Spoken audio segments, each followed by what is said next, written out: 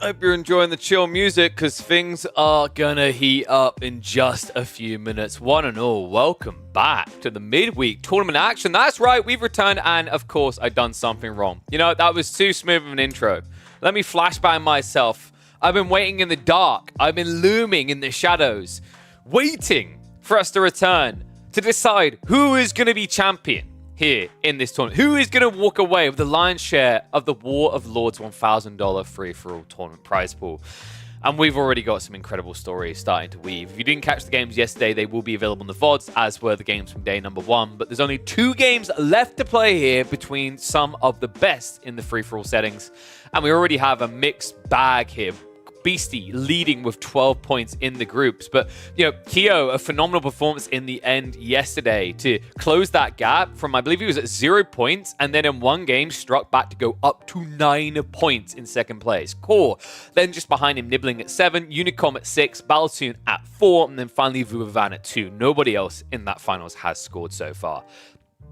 I think we are just going to be a few minutes away from starting that because the players are going to be setting up the lobby, and we will be getting underway in just a few minutes. Big shout out again goes out to Clearman. He's the Vietnamese caster that has organized this. If you are Vietnamese, be sure to have his channel open as well on an extra screen on YouTube side of things, because he was the one that made this happen. They've been working behind the scenes to concoct it all. And I love the fact that they got a nice mixture of Asian players as well as European players. Sorry, NA boys, someone had to miss out, and in fairness, in most cases, it's probably a little bit too early for those lads to be up and a boot. Not to mention the fact that a lot of them are going to be busy prepping for King of the Rockies that does kick off in just about a day or so. So, I am wondering how this is going to play out with 2 games left over. You know, I think a lot of people came into this expecting Beastie just to be blitzing it, leading the pack. And while he is, he's not really living up to the standard he set in the group stage, where if you guys recall, Group D, after just 3 games, he managed to accrue over 2/3 of the points on offer in that group. You can see it on the screen here, actually. It was quite the phenomenal performance. It was the best one of anyone in the groups. Vuvavan ended up qualifying through to the grand finals with a mere 4 points, the lowest of anyone on the qualifiers. So kind of a crazy degree of alteration there, right, between the top performer and the lowest of all low. But hello to all the people on the Twitch side. Hello to all the people on the YouTube side. I'm going to get the game started up now because I imagine they'll be getting the lobby kicking off in about 2 or 3 minutes, which means we'll have a few minutes delay. Perfect time to remind people, if you haven't already, subscribe to the channel because, of course, that helps you not have to worry about having to see ads. If you're watching the YouTube side, you should be subscribed anyway because it's free there.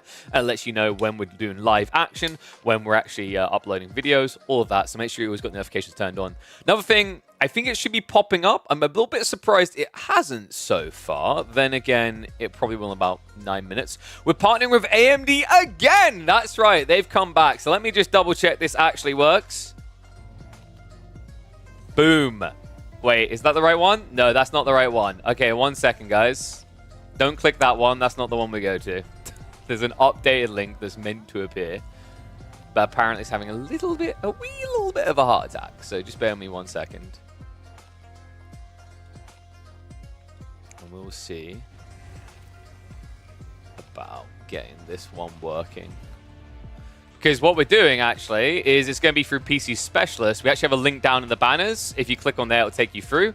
Right now, they are doing a campaign with us to advertise the new Ryzen 9000 series, which are really power efficient if you guys haven't checked them out. The big change over the 7 series is more around power efficiency with those ones. So if you find your PC's running a little bit hot, or you find you want to save a little bit on the electrical bill, 9000 series might be for you. I know in particular the 9900 and 9950 are doing pretty well. The 9700X is definitely good from a savings perspective in terms of power cost and wattage usage. Words in my brain right now. Yeah, basically in terms of what you'll spend per watt is incredibly efficient with the 9700X. So definitely worth checking that one out right now. In fact, because they are only getting in lobby and haven't started yet, this is a perfect time for me to open up the website and talk to you a little bit about them. So here's how easy it is for you guys. Just click on here, ignore my ugly mug, go down here, click through, and bish bash bosh, you're in the right place. This is PC Specialist we're working with alongside AMD to advertise the new CPUs. And a PC Specialist, of course, as the name might suggest, specialize in making PCs. They've already got ones configured for you. You can alter them as you go. I definitely recommend checking out the 9700X. I'm not too crazy on the 600X, and in fairness, like for that kind of jump in performance, it's not that bad in terms of price. You could even go very adventurous here and go big boy with these type of configs, right? The 7900 XTX, I think it rates a little bit lower than the 4080 Super, but it ends up being a little bit cheaper. But definitely recommend at least checking out the 9700Xs. I think they might have the 9950s in as well. I'll have to double check that. The range right now is the 9600, the 9700, the 9900, the 9950. They will eventually have XD models coming. I know everyone's excited for that, but that won't be until January at the earliest, is my understanding. It's looking like Q1 of 2025, so quite a wait. So if you're finding yourself in need of some extra frames, like I most definitely do feel right now on my old 3700X, this is probably the time to upgrade to get your hands on that better performance, especially things like Space Marines 2 just around the corner. I know a lot of people are interested in Wukongs, which just dropped, but that game is insanely demanding on the systems from what I've heard. And of course, a lot of the new RTSs are no pushover either, whether it's Stormgate, Battle Aces, Age of Empires itself is kind of wild as well. So all the reasons to upgrade. If you want to do that, make sure you use that link so they know who sent you. But with that in mind, I think we are just a few minutes away from getting set up here. One or two of the players are in lobby. We're just waiting for everyone to wake up. You know how it is with people in these situations. It's a bit of a funky format. What have you guys thought about it, by the way? Like having just 2 games a day spread across 3 days, right? So 6 games in total. It's not the usual. It's not something I'm particularly used to. Does that code now still work? Let me have a look. Because it should. Oh, I can actually test if the overlay is going to pop up. That works as well, yes. So let's quickly do this. Oh! That's kind of sexy. Right? Damn. Alright. Take advantage of that. When that pops up, you know what to click. Alright, guys? Damn, that's sleek. I like that more than the last one. I guess that's what you get with PC Specialists. So, yeah, I'm just double checking to make sure it's all running in the background quickly. Because, like I said, it should have updated the links. But if it hasn't, I don't think I had... The command, I'm pretty sure, was automatic last time. Which is why if I search... Yeah, there's no Nightbot command. The only other thing I can think is that Stream Elements has been a bit cheeky. And has been involved in the process. But that doesn't make sense. So, just let me check that while we've got a minute or two. 2 games too little, maybe 3. That was my thought. I felt like 3 games a day makes sense because it just feels like the broadcast can be phenomenally short. We have had reasonable lengths of like 30 to 45 minutes, but you've seen 25-minute finishes before, right? So it's kind of wild from that perspective. The day can be so short. It's like I'm in an awkward situation where I'm like, okay, I kind of need another thing to cast here. So we're going to keep an eye out and see if any of the other King of Dry Arabia series are going to need casting after this. Hopefully so, because it would be nice to get a little bit of length to the streams, of course. Easy to trap because I can block out a certain part of my day to watch rather than waste the whole day. I mean, that's true, but you don't know how long it's going to be exactly, right? Apparently, 1 or 2 of the players didn't really want to do more than 2 games a day, which is a little bit surprising. Hello, YouTubers. I see you. Just checking in on everyone. In fact, let me show you guys what we're waiting on, because I think... Ooh! Are we in game? All right, we're in game. We have a countdown. Fantastic. See, told you guys it wouldn't take too long. One thing I think is a little bit awkward is players... I was just thinking about this actually recently. Traditionally, when like players play in tournaments, they have to have a delay, right? But I don't think that's the case here. Which is a little bit surprising. But I guess the trade-off here is like it's not as big of... Well, it is and isn't as big of a deal because like it's only an 1/8 of the perspective of the game. Beastie Boys. Beast got Jome. We've got double Order Dragon. Another Ottoman. Dude, double Ottoman. Baltin is unlucky, man. He gets Ottomans for the 2nd game in a row. That's a little bit rough. Oh, ooh, what we can do as well is we can look to set up predictions. Because I know you guys love that. Who took the win last time? It was purple, wasn't it? Choose outcome. Damn, someone got a lot of points from that. So let's start a new prediction here. And what I can do is I can set it to... It's weird you have to choose 5 or 10 minutes. So I'll wait another minute and then I'll select it. So you guys will basically be able to see their spawns and have about 2 minutes to discern who you want to back as your horse in this race. Oh, also, I mentioned we're with AMD. We're also still with HelloFresh. So if you guys are hungry, be sure to check that one out. That is going to be running through to the end of the month and a little bit into September. So still plenty of time to take advantage of that. And anytime you guys do buy in, there is a kickback bouncing back to me. So, you know, if you are thinking of trying it, make sure you use my code. Okay, so I'm going to trigger the predictions now. So I'll give you guys about just under 2 minutes once we're in game to be like, ooh, I like the look of X or Y. Deadlock stream when? When I wouldn't get banned for showing it. Dude, I'm pretty sure Deadlock is pushing back against people. Did you guys not, like, did you see this? I'm pretty sure the other day. Yeah, it was last night, I think. I saw Team Liquid Steve. He posted something about Deadlock. He actually posted a really detailed breakdown. And then when I went to press on it to read the whole thing, it was gone. Yeah, this guy. So this guy, he'd written something. He wrote a whole piece. Like, it had show more. And I clicked it. It's like, this has been deleted. I'm like, I'm starting to think Valve might be reaching out to the more influential people and saying, stop talking about it. We told you that you're not meant to talk about it. Well, because the thing with the game is it basically says, it doesn't say you can't talk about it. But what it does say is don't show footage and stuff like that, right? So the obvious stuff are like, don't stream the game, idiot. Don't show screenshots, whatever. Talking, I think, is a bit of a gray area. I guess the issue as well, like for those who don't know, usually the kind of reality of this situation is NDAs don't tend to get enforced often unless it's like top secret stuff, right? Like you're revealing the secret recipe of the reggae sauce.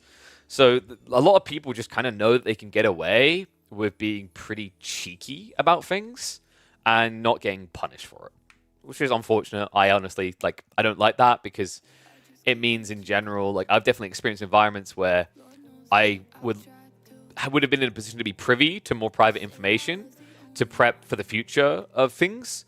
But because some people ruin that, you then get punished as well because you're part of the collective group that had access. So it's the give or takes. And there you go, guys. That is the link right there. So if you click that link, it will take you through. Check out the AMD series. Definitely click that right now. You got a little bit of time. Go have a look. Let me know what you guys think of the prices. I think the prices were pretty reasonable from what I had a look at, especially considering how expensive in general PCs can be nowadays. So to have some experts build it for you, definitely worthwhile. Oh, and let me just move. I'll move that up there for now. It's out of the way. What's up, Ajani? All right, so we're a minute out here, guys. Reminder, it's just 2 games to go, by the way. So I'm going to switch over now, just make sure everything is hunky-dory. Because I think we need to re-enable, don't we? Yeah, because we done some 1v1s afterwards. So let's pop up there. We want that pop up. And then we want that. Boom. And then we'll hit play on our score rotation.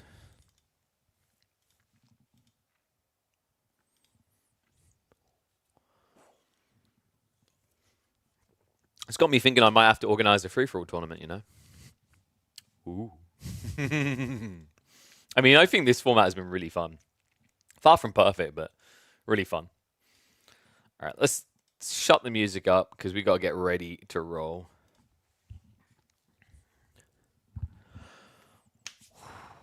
All right, there we go. Give you guys quick eyes on. Ooh. It's a fairly open one, isn't it?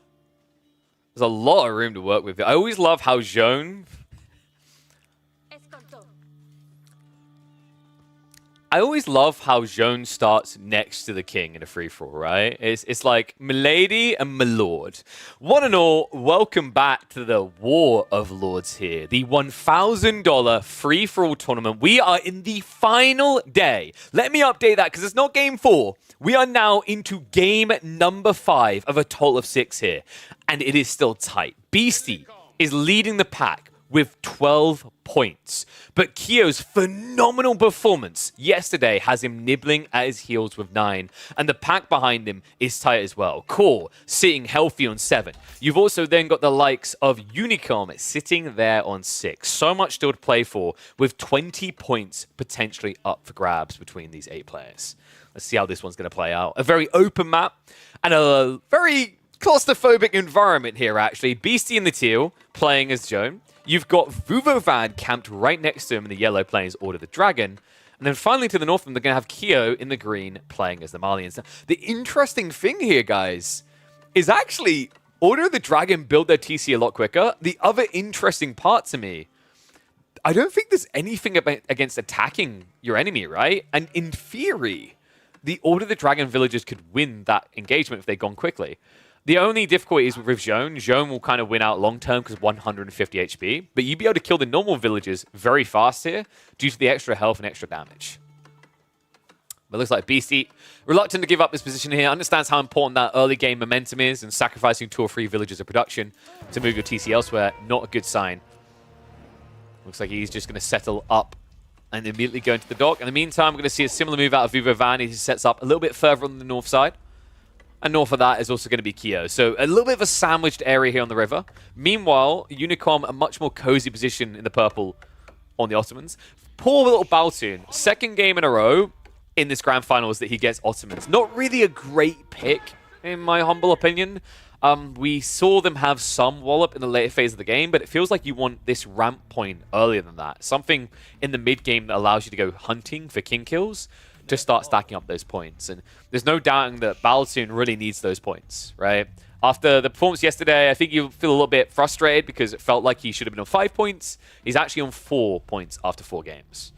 But he has at least got a reasonable position here, right? If he can survive his Slaughterfest with Opajoy to his west, he has got a really solid location with some relics, plenty of gold in the area, stone, everything he needs. And survival might be the problem here. Opajoy, being a cheeky git, tries to force some harassment there, but looks like Baltoon is at the edge of the ball range. This is cool, by the way.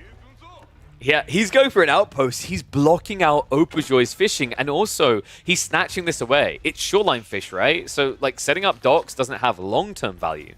So instead of trying to contest him that way, Baltoon is just going to snatch everything now, and then just be content with the fact that Opajoy wasted effort going for a dock that simply doesn't pay off.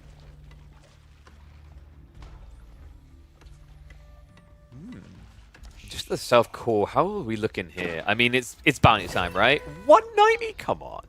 You can do better than that, Core. Oh, he found a little pond as well. That's cool. Shoreline fish really powerful here, especially when you start accruing those bounty tiers, which he's rapidly doing here. To his south is going to be Popo. We're still waiting for Popo to have that game, that moment where he impresses us, right? This guy had an incredible game.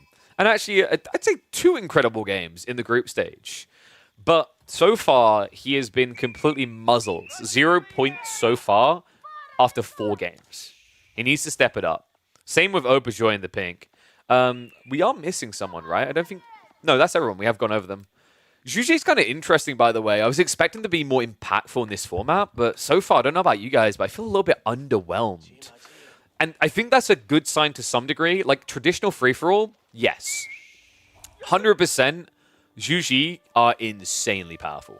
But this isn't your standard free-for-all format, right? Like, this, I'd say, is more aggressive. People are going to be playing at a much faster pace because you want to make moves on enemies quicker. Because every second you wait could be another king dead. That's 1 less point potential for you and a potential bigger differential between you and the person who got the kill, right? Like, you get in this game right now, and let's say you're Kyo, you're like, BC's ahead by 3. If you decide to Call of Duty camper mode in the back corner for 20 minutes, BC's probably going to be ahead by 5. Speaking of Beastie, he's still adventurously exploring this king. Not a care in the world. It is a bit ballsy. We've seen how this can go awry sometimes, but I mean, the good news here is he's scouting around the open ground, so the chance of someone attacking him is notably lower. Looks like he has actually locked in some gold access, which is important because Beastie, the spawn, he got blocked out. So his tech timing is going to be a little bit later. I think the nice thing when you play fishing maps like this is if you're kind of blocked on gold initially, it doesn't feel as painful because you can just focus on bulking your food anyway.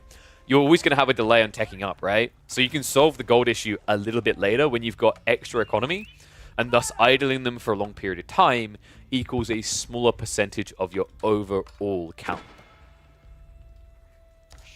How did you guys vote in the end, by the way? So 55% for purple. Wow, people really like Unicorn's position, huh? It's not bad. He has got 3 relics fairly close by. He's got 2, that's 3, sorry, more behind him. No one's likely to contest. Maybe Poppo will go for them actually as his OOTD. Outside that, we've got 26% going for green. A lot of people starting to believe in Kyo. And Poppo with 17%. I'm a little bit surprised by this. Beastie only got a 2% of the vote. Wow. That's not the way this usually trends. A lot of people just tend to default to believing in Beastie. It is a bit rough though, right? Like Joan, I prefer Joan when she has a little bit of breathing room so that she can bulk up her army a little bit, get towards that night spam, and then play a little bit later. This feels pressured. On top of that, last time we saw Beastie playing as Jeanne d'Arc, it did not bode well for him. Although he netted a few points, he ended up being a doormat for a fantastic game out of 194, the Great Unicorn. It's like Fuva Van. He's just trying to be a little bit nuisance. Wasn't able to block the School of Cavalry. His tech up is already in the way. Arkin Chapel coming in with 11 villagers on it. It's 5 extra on the gold. Is this going to be fast castle? It kind of feels like it. Kyo's also griefing him. Uh-oh. Well, 1 village has been pulled. I don't think that's enough. If he can force a delay, this might be very crafty, actually. Yeah, look what he's trying to do. Vuvavan is trying to force Kyo to react to the villager so that the archer ship gets out and forces the landmark denial. Kyo realizes what's happening here after the tech up went on anyway. He's going to pull more villagers to try and complete this, but this is going to be a little bit snug. He's got, what, about 20 seconds left on the tech up? Villager goes down.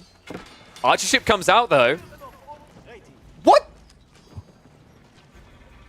Wait, did the archer ship come out the south side because the fishing boats blocked him? If so, that's huge. Oh my god, self-report yourself, sir, because you just missed out big time. He'll be able to get 2 villager picks, but now Saharan Trade Network is up and online. The things are about to get uncomfortable here, as Yellow has no flexibility. He has to start pushing south, but of course, Beastie has that TC close to the shoreline. It's a big blocker here. Meanwhile, Court trying to take corner camping to the extreme. I think he eventually wants this giant corner here. Yeah, he's kind of like not living up to his name with his positioning, but he's walling off. He's staying away from the affairs to the north side. In the meantime, we have got Horseman spam coming out from Auberjoy. Meditation Garden placement, not too bad, not too crazy, right? This is about 74 resources in total per minute.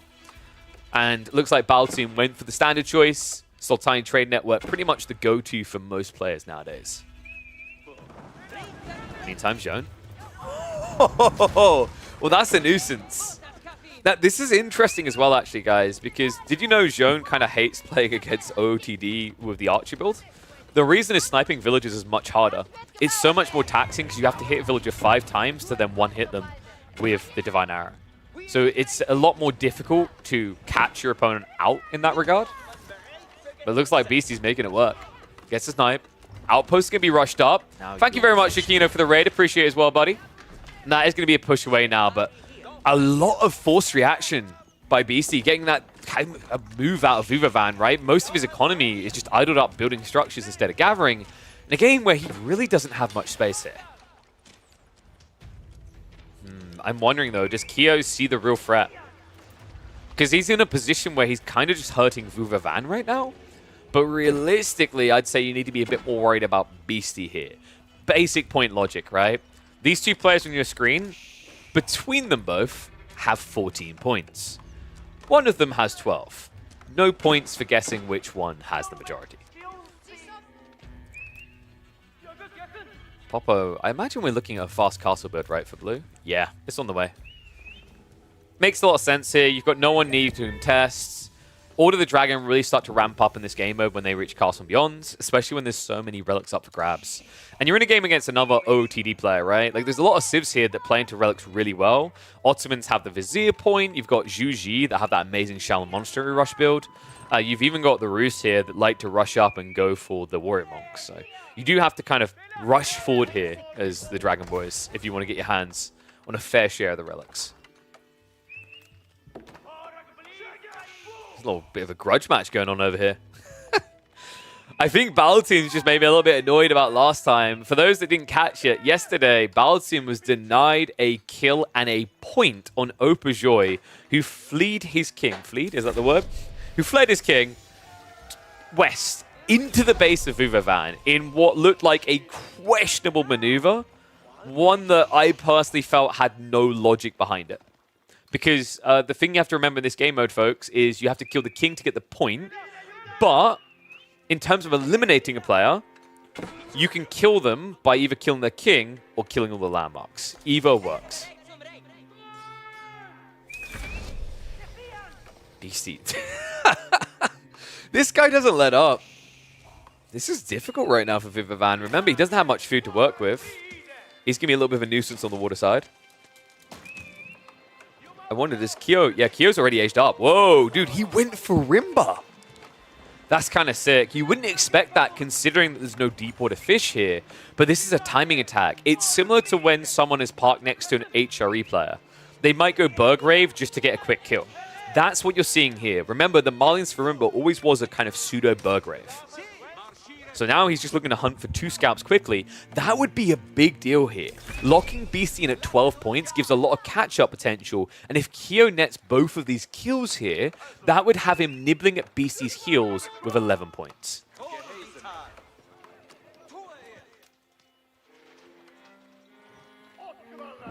You don't like Farimba? I'm fine with Farimba. I think the only issue is down the line.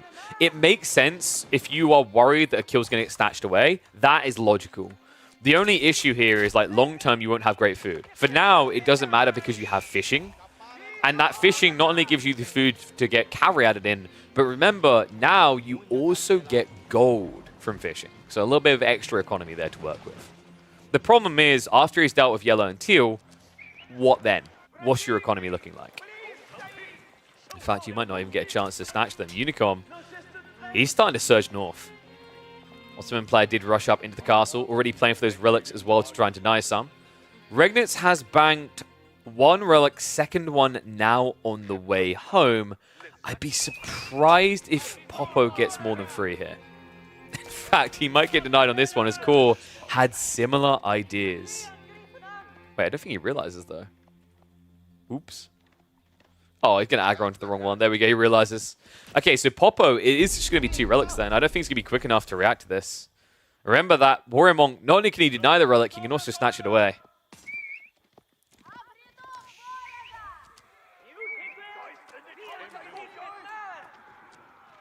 Just going Calboom to Fulani will make him be able to kill them. Yeah, it would, but I think it'll be slower, to be honest with you. And yeah, I think this, well, this isn't as much a Beastie sandwich as it is a Beastie toasty, right? But he may end up being a thin piece of bread with a lot of cheese on top. Is that just the next step? We just have a sandwich series about Beastie. You know, it's funny because I saw the other day he had a tweet about moaning about people casting 90% of his losses or something like that. And I just flat out responded, I was like, I think you've got the wrong idea, mate. We don't all do that. And then, ironically, we might be in that situation here. But, like, statistically, it's expected you to lose the majority of your games here, considering just how powerful one win can be. Little tip, by the way, in those situations, when you don't name who you've got a problem with directly, you're essentially offending everyone. I learned that the hard way a few years ago in life.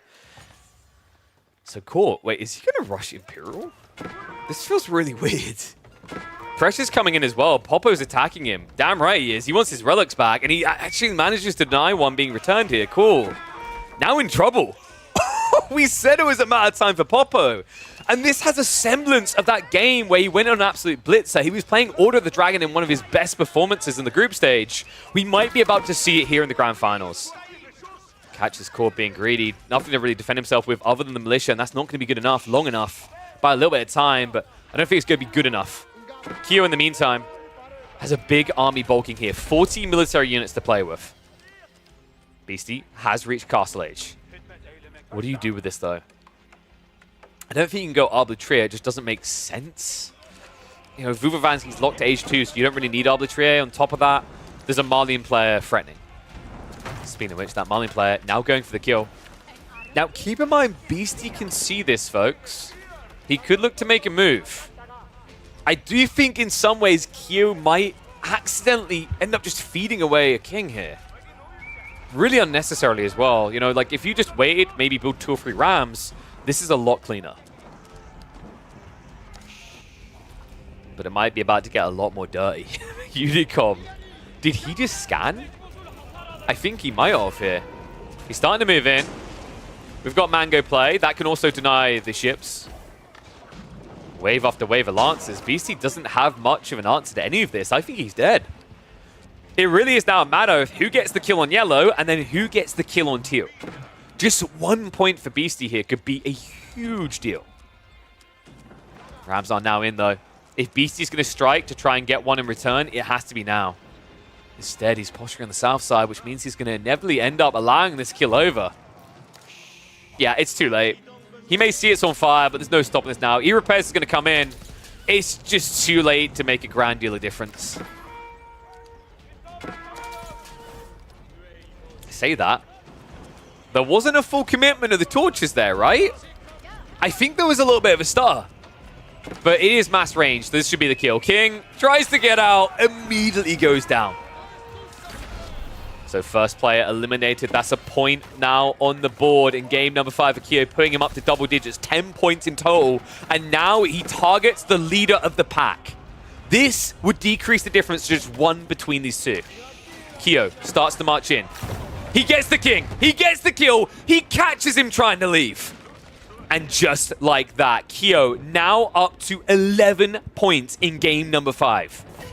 And a very healthy position here. This is perfect, man. This is the way you want games to play out when you're Malians. Getting that early kill is phenomenal because this is one of the most efficient civs at massing up to 200 pop quickly.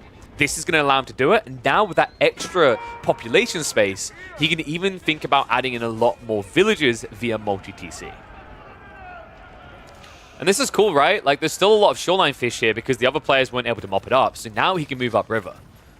Unicom looking to contest him. This is not a good idea. If he runs down south, he could actually make this a freebie. A free piece, rather. It'll look like a freebie, though, with how simple it could be. Remember, that would actually put Kyo in first place position, mirroring Beastie. Meantime, Balsun, he's looking for his vengeance. We haven't checked in on here in a while. But he has been progressing. However, Balsun has not been progressing in age, just in aggression. Opajoy and Balsun are both still in feudal age in this game. Man, you can't help but think they're just going to be a stepping stone with that detail as well, right? Definitely a little bit of a rough scenario, I'd say, overall. By the way, you see that link right there? Click that link. I'm going to shift it up here so it's nicely and pretty placed. Click on that link. Let me know what you guys think about the AMD products. I'm looking to get my hands on one of those 9000 series. I'm going to need it because if Kyo gets up to 400 pop and Zergs, my PC might crash.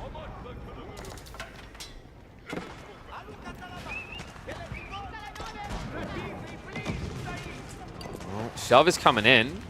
For now, Unicom is looking quite threatening, actually, with just Mass Knights. However, keep in mind, Kyo does have 26 Donzos. Kind of just feels like he's reeling him in a little bit here.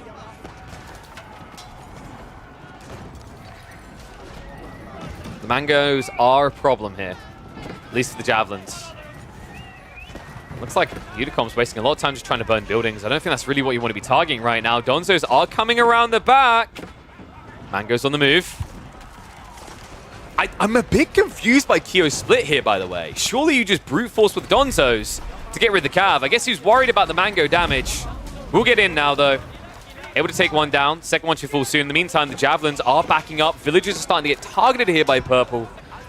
However, the Siege threat has been removed. That means the Javelins can look to contest directly with the Janissaries again. It just needs to regroup the forces. Right now, though, Donzo count is not looking great. Down to just 10. On the other side of this, Unicom, a grand total of only 15 knights remaining means he has to back away here. Damn, that was a surprising hold by Kyo. I was expecting that to do a little bit more damage, considering how questionable his split on his army was. But he does at least dent the first wave. Kyo has got a bigger problem coming in general, though. Unicom is not letting up, and he's switching into mass Janissaries. Now the Javelin should be able to hold it, but I'm wondering if it would be better for Kyo to find a way into siege himself. Elsewhere, blue is just vibing. Popo has gone all the way up. And it looks like that's going to be a kill. Was that a kill for Baltoon? Wait, did Core get the kill? I swear that popped up orange, right? I feel like I saw that pop up orange. Wait. What? Did he just do it again? I'm going to have to check the replays on that. Apologies, folks, we missed that one because I wasn't expecting him to lead the base at that time. I'm going to mark, and this is the second time in this Grand Finals I'm going to do it. I'm going to mark it against Baltoon. It looks like that was definitely his kill. But I swear I saw it pop up orange, like Core got the kill on the King. We'll confirm at the end with the admins, though. But it looks like Baltoon, for the time being at least, has improved his staying in this tournament. Now up to 5 points total. Core is chilling. Not killing, but not being killed right now. That might change soon, though. I think Popo is getting ready to advance.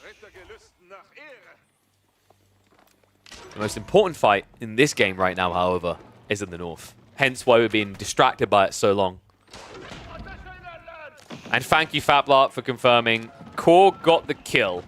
So we're going to double check that with the admins at the end. I've got a feeling that's going to be... That might end up simply just being a Core kill then. Oof.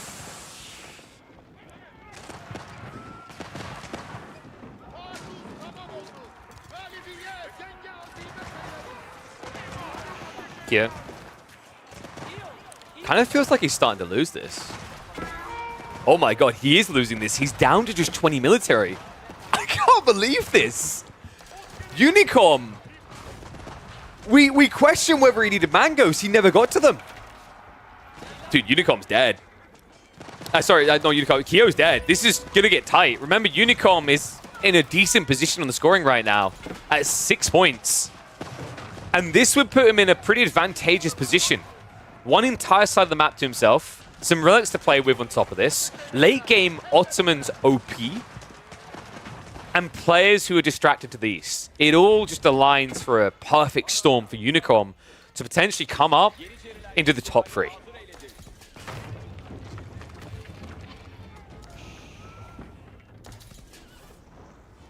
Now, some people are saying donating a king should be grounds for disqualification. No.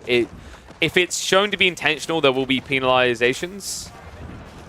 In the meantime, looks like Court does get the kill on Baltoon. Apologies, folks. We need to actually drink our coffee today. So Core is up to at least 8 points here. This is Unicom or Core's game. The thing that I'm now worried about for Unicom is if he takes too long to get this kill on Kyo, Core can now swipe left and take Popo out.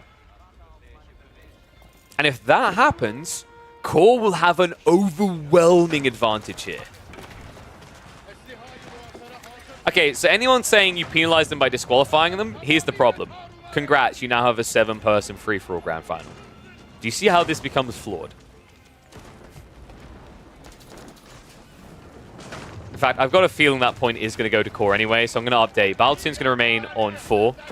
Core now up to 9.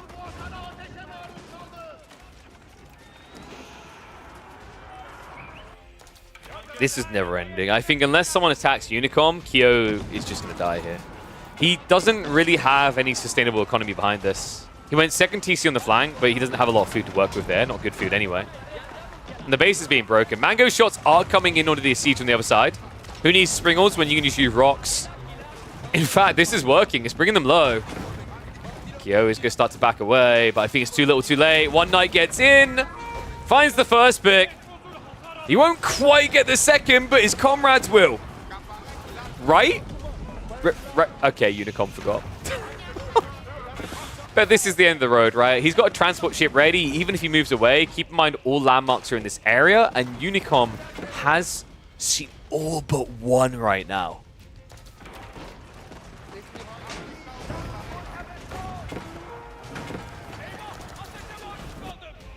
Meanwhile, Popo.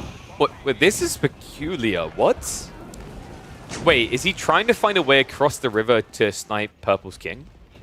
I think that's what's happening here, but unfortunately for him, the pass is much further north, and he just gave away the idea. Instead, it's now going to be encirclement towards Core's economy. Moves in on the gold veins in the center. The king. The king is out. The king is on the move. Unicom just scanned. Core has not. Popo has not. So right now, Unicom is the only one that knows where this king is. Roughly. On average. To a certain degree. Not gonna lie, he has no clue where the king now is.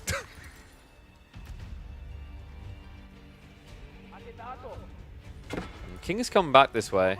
I think what Kyo's trying to be careful of is to not look like he's doing a king donation.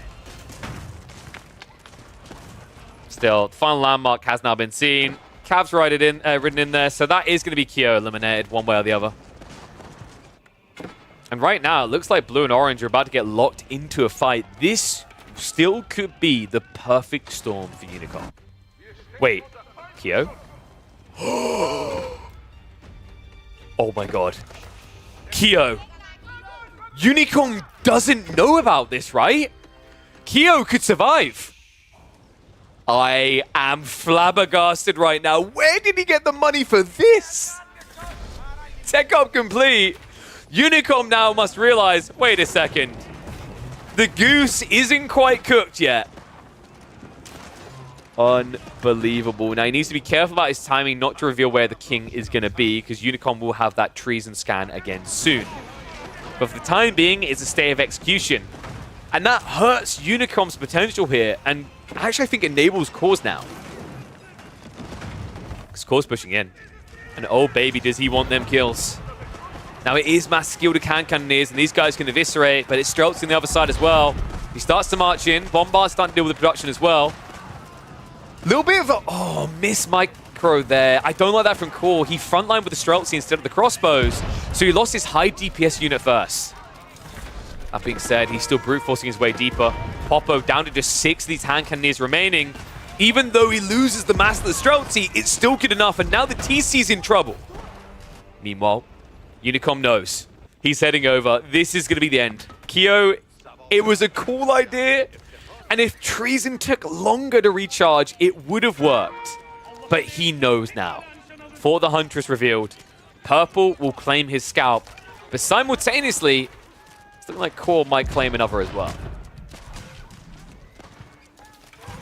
Although I say that, he does seem to be lacking an army to continue the push with. Hard to see a way in which Popo doesn't die here long term, though.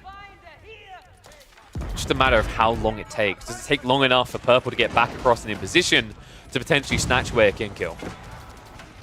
Unicom now moving in the Rams.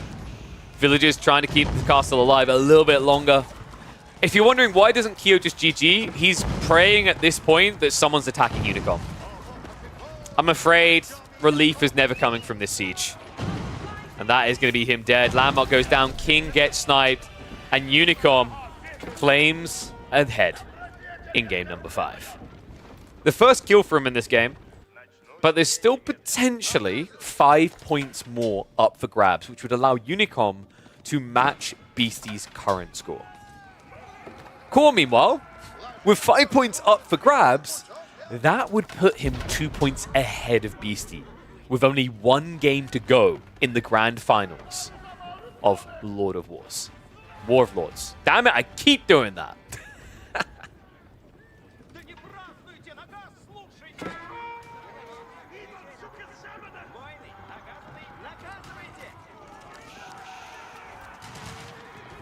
See, the problem now for Popo, he just doesn't have that good of an economy to reboom on hand cannoneers, right?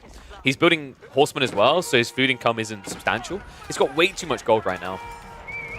If he had 10 gilded hand cannoneers, I believe, but he doesn't. Instead, he's up against Master Streltsy again. There's 18 more Streltsy coming in. Spears to assist as well in front line.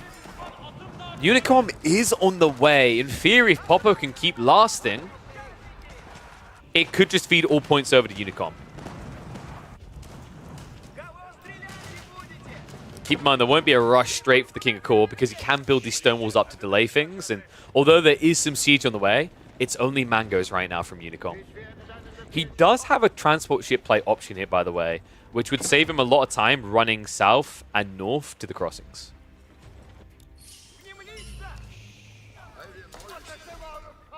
I don't know how long this relic has been sitting here. Cool. Wait, why are we going... Wait, Wait, did he block himself from... Wait, where is he going?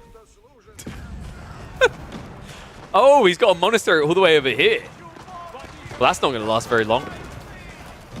Well, Popo, this is crazy. He just got a stay of execution here. Unicom is going to force all attention on him. Core with 300 pop cap. Unicom only has 250. However, it is Ottomans. And they can do a lot with that extra population. I'm thinking Great Bombard seems quite desirable here. Weirdly enough, so far, though, we don't have any Great Bombards whatsoever. Pascal's going to be brought down. Core can't make his stand that far out. He has to pull back. In fact, he's yoinking relics from everywhere. How many does Core have at this stage? High Trade House is 208. Monasteries are being built over here. But he already has one monastery, right? No? Okay, yeah, Core is doing abysmally poorly on relics.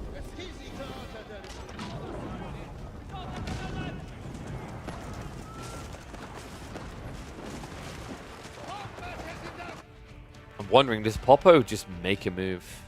Right now, it feels like he's just waiting for the final hit to come. But crazily enough, no, actually, Popo is going to start marching forward again. The weird part about this, though, is he doesn't have anything to get through these stone walls. So he needs to slow down and think about that first. Gold access is also a big question mark. Popo did just scan for the kings, so he knows the location of both of them. He has got access to some gold over here.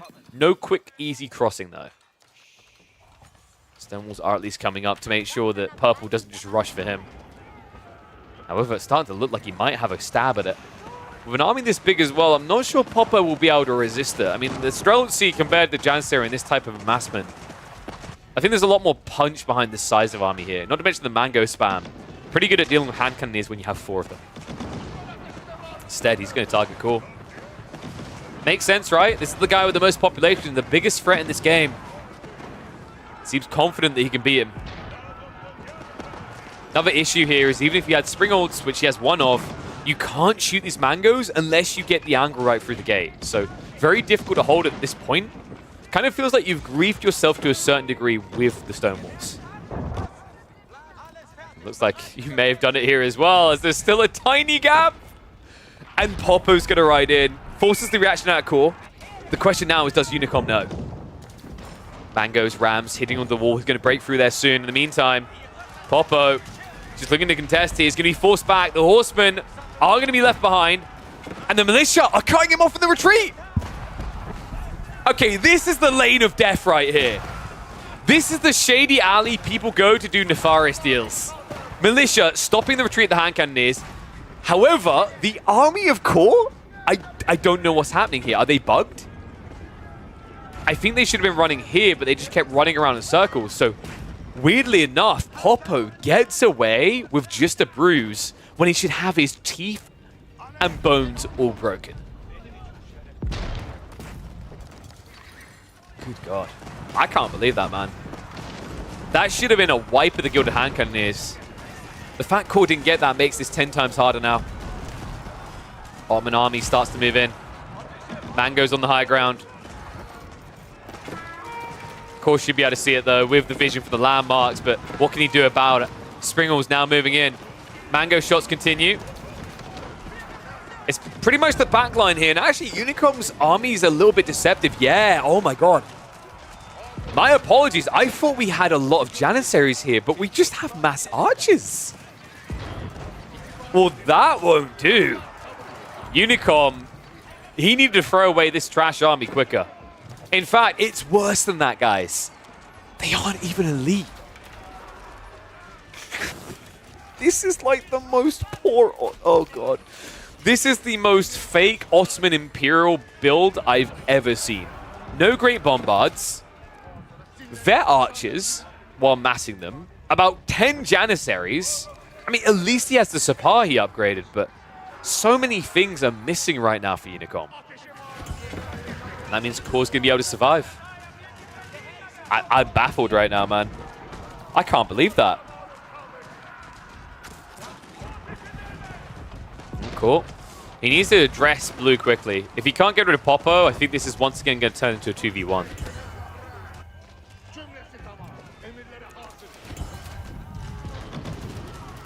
Right now, we're looking a little bit siege acute here. We did talk about this idea of massing mangoes to the good hand cannoneers. It's a bit of a funky one because they're much more tanky, but not the worst of ideas either. Speaking of which, mangoes are going to start walloping the villagers, actually. A keep drop by Popo is going to have to be cancelled here. No hope of getting that up. In fact, if he doesn't cancel it now, he's going to lose everything from it. Popo. Weirdly enough.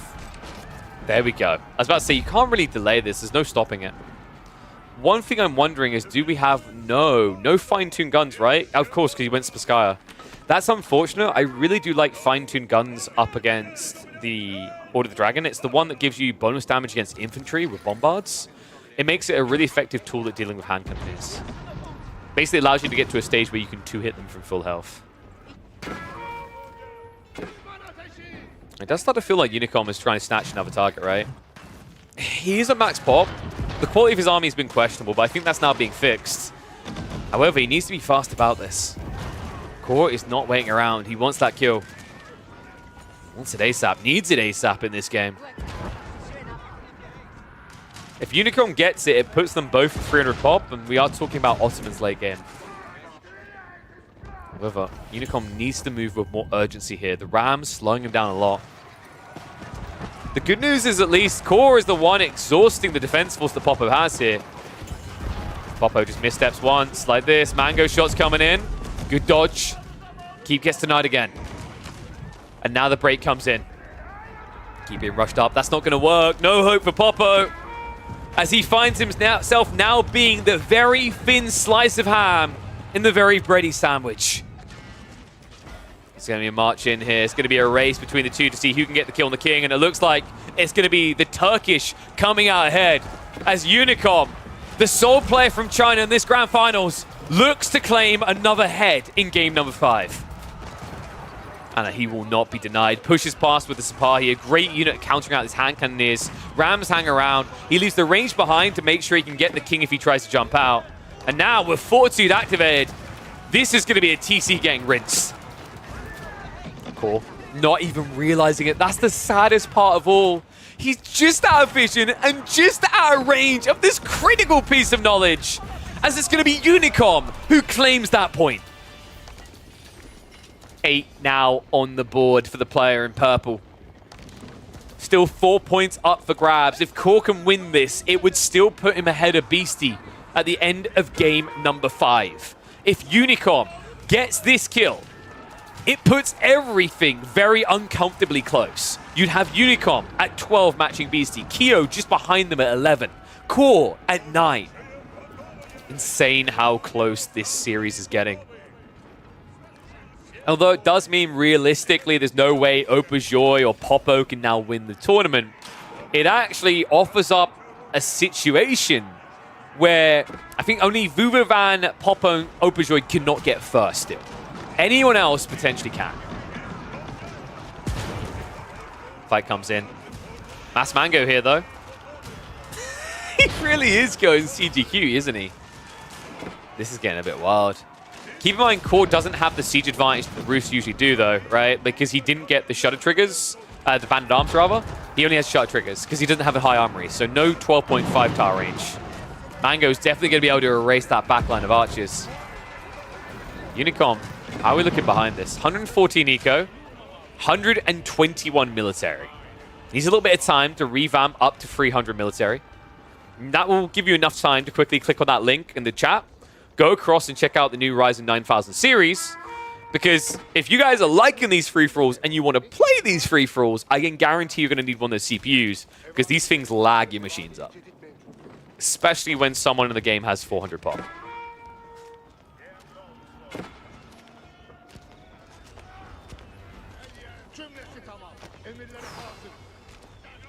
I'm finding it hard to bank against Core here. I mean, any man who has 955 bounty means business, right? I think we can agree on that. The mangoes are a big problem that Unicom hasn't solved for right now. You know, he's going Spirals now on a heavy delay. He's going to lose a lot of ground in the meantime. The good news is the crossings are far north and far south. So unless you want to build a dock, and build transport ships, there's no quick shuffle across for core.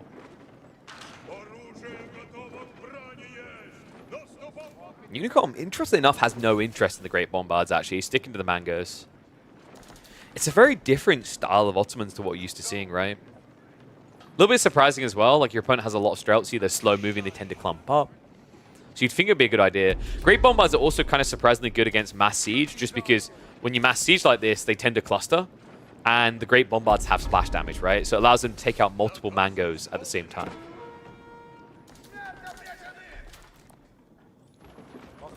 All right, what do you think, guys? Ones, if purple has this. Twos, if orange has it in the bag. Because right now, this feels like it could go either way.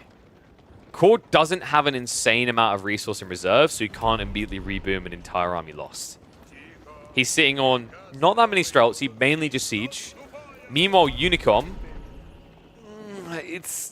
yeah, he's got 11 Springalds. I struggle to see a way that this doesn't work now. It's 11 Springalds, guys. And some of them have got the garrison inside of them to attack quicker. And they all have the attack speed aura for the meta. That is a huge difference in these fights.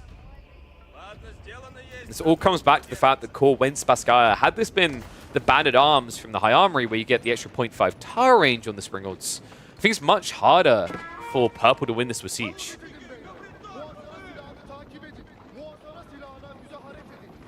I know Great Bombards, because Great Bombards are clearly overrated.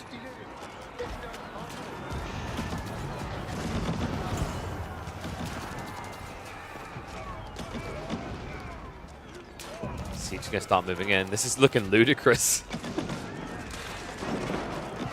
Spasskaya is probably the best position for Core to try and defend from. Doesn't want to go back in those choke points where things get a little bit muddied in a weird way. Spirals are trying to trade out here. Mango's hanging around a little bit too long, though, so Unicom's starting to lose his anti-clump defense. So he's starting to back off a little bit. Kind of feels like Core just got a really good trade there. I don't feel as if Unicom got much in return. I mean, in fairness, Unicom still has quite a big Springald lead, so in theory, a good fight waiting to happen still here. A lot of damage from the Core's army as well. How does this one end? A Sacred Site victory is not really feasible here, right? You see him trying to capture them, but he'd have to play forward. He'd have to first beat Unicom's army to trigger that win condition. Easier said than done in this game. Spirals. Now starting to move in. Anti-Siege is trading out. Knights are starting to front line here into the choke point. Not many spears here to hold them back. The Streltsy won't fare much better afterwards. And Purple now bringing the Mangoes in on a delay. Shots coming in. Negligible damage done. The return fire, though, is going to wallop the front line of Unicom. However, there's nothing left of Core's front line. It's just Siege now. Siege and Streltsy, he has nothing to tank in these choke points. And that means he's going to have to forfeit the Spasskaya. This is happening. Unicom starting to gain momentum. Cool. He knows he can't afford to give up this position. This would be catastrophic. His best defense just removed from the table would not be a good sign here. Unicom just consistently maintaining that 300 pop now. Cool. Just waiting for a quick reboom. He's almost there at 300 again. Always getting poked before he can reach it. Spasskaya is taking a long time to kill, by the way. That is due to the fact that this is a lot of ranged units, but also because of the fire armor. So even though there's a few torches in here, they're actually losing 25% of their DPS when hitting the Spasskaya. And Spasskaya does have 13,000 HP as well. Sizable defense. Finally, it is going to go down. First landmark dealt with. Core backs up behind the walls. Back up to 8 Mangoes as well. I think at this stage, Core's stone walls are probably his best tool because your opponent has outmassed you on Springalds, right? So whenever that happens, the best move in a siege wall like this when you're defending is just build walls. Because Springalds cannot shoot if they do not have line of sight, and stone walls break line of sight, with the exception being the gates.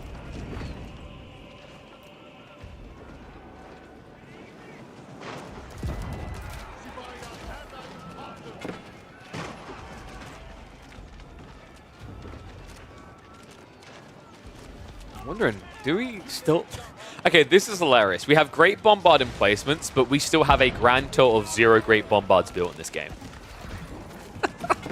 How do you reach almost an hour in a free-for-all that had 2 Ottoman players, and it features no great bombards? That is wild. Not usual occurrence. Core can keep doing this for a while, by the way. He pulled back some relics. He's got the Hunter Cabins generating gold, and he's also got 2 fat AK veins, as well as more to the north. Resources aren't really being denied from him. At the same time, Unicom is gaining ground, and he has plenty of resources on his side of the map. Core needs to be very careful as well about positioning. Let's say Purple reaches in range and hits a few mango shots, all this siege is going to clump up around the game. In fact, these mango shots right now, if they hit the wall, and they are going to, heavy damage coming in now. Streltsy not going to be able to hang here for long. Down to just 10. Army gets wiped on the front side as well, and that's going to be a loss of the army. I think Core is losing this game. Streltsy count down to just 6 remaining. Make it none. Wow. What an insane hit there. Mango's able to wallop him down. And Core has got a long way to go to reboom now. Sure, he's not too far off in terms of population, but the quality is what matters here. He's playing harder and harder into that siege ball, but I'm wondering, are you reaching a point of diminishing returns? Are you chasing a golden pony you can't reach? Because Unicom is now up at 15 mangonels. The catch, of course, is going to be in the sprint count. That's where Core now has an edge, right? It's 7 for the Ottomans, 7 for Core. Okay, not an edge, but an area to hit an edge here because he's got the extra pop space that he can lean into. This is a reminder as to why Sacred Site should always spawn towards the center of the map, by the way. Can we agree on that? I think we can agree on that.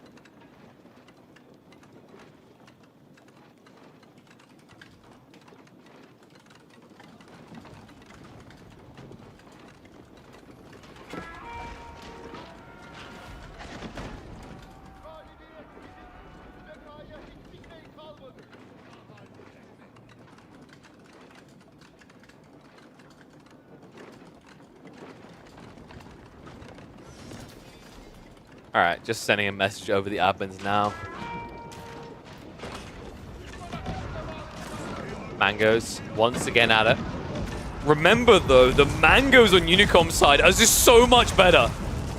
Oh my god, it's a slingshot war! Are you kidding me right now? Both of these boys live in glass houses. They don't care. They're throwing all the rocks. Cool. 11 mangoes now. Unicom still at 15. But it's so much more than 15. Remember, he has got that juiced up attack speed right here. 25% better. Then you add in the 15%. These are network of Citadel mangonels on the go.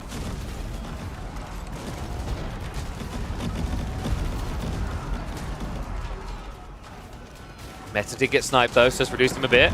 And look at the mangoes. Well, Core did have a front line. Did. And this is the thing, the Sipahi just survive a lot more mango wallops, right? And we are in the hyper late game where Sipahi looked like an OP unit. Thump, thump, thump, thump. That's all I can hear right now. The boulders of war. We're past the 50-minute mark now. And great bombards have finally been added in. They're on the way now. It took 50 minutes for the Ottomans to whip out the true late game choice. But it's finally here.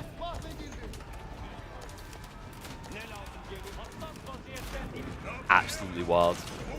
It's crazy Core isn't really dead in this game at this stage. But I think that does also come down to like Sacred Site positioning. Mango set up. Sipahi are going to try to wrap around though.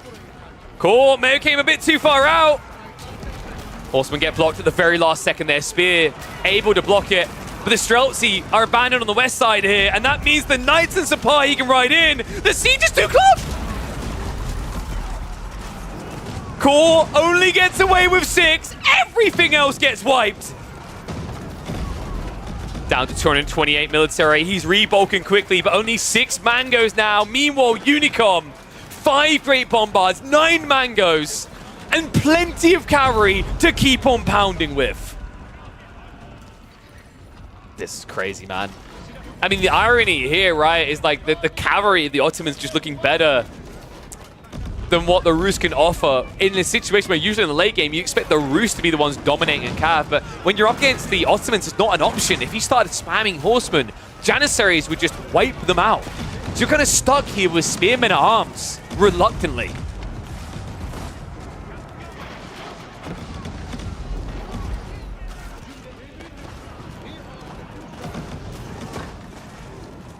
Is this the greatest siege showdown we've had in a free-for-all? This feels like it's up there. It's just such a back and forth tug of war. I think that's what makes it one of the greatest in my mind, is that it's not just one side outright winning.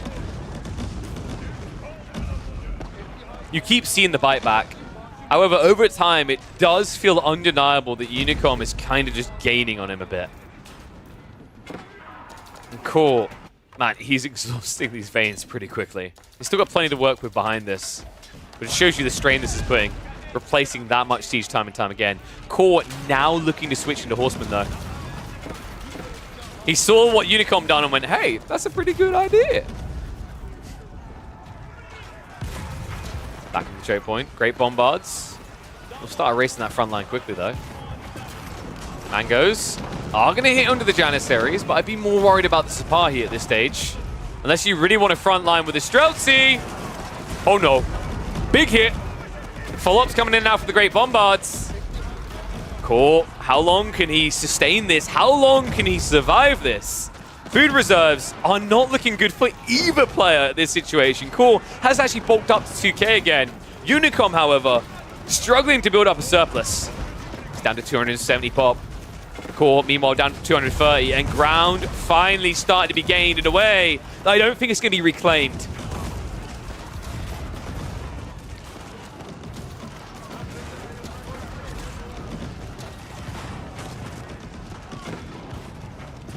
Pushback continues. I think Core is starting to crumble a bit here, folks. He's down to 220.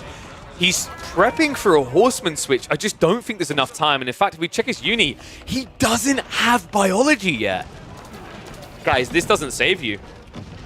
If you try to switch now, it's going to take too long. Keep in mind also, the terrain isn't favorable. You're still fighting into choke points, right? You're still retreating and pushing into these thinner locations where cavalry don't have the bandwidth to spread wide, to go around truly on a flank. Good God. What a game.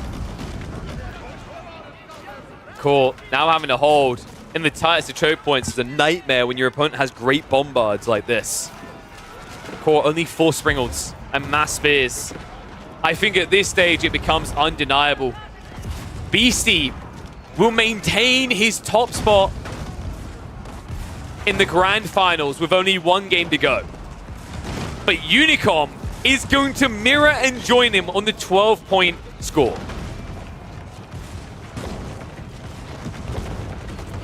So a real East versus the Beast situation now starting to develop.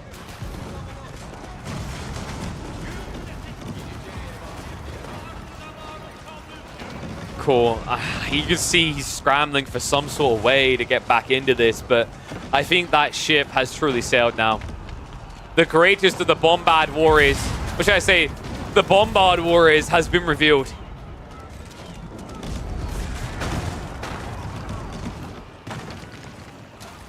Now, don't weep for Core, because everything is still up for grabs in game number 6. And reminder, folks, now with Beastie, Unicom, and Kyo all ahead of Core on points, it's less eyes on him.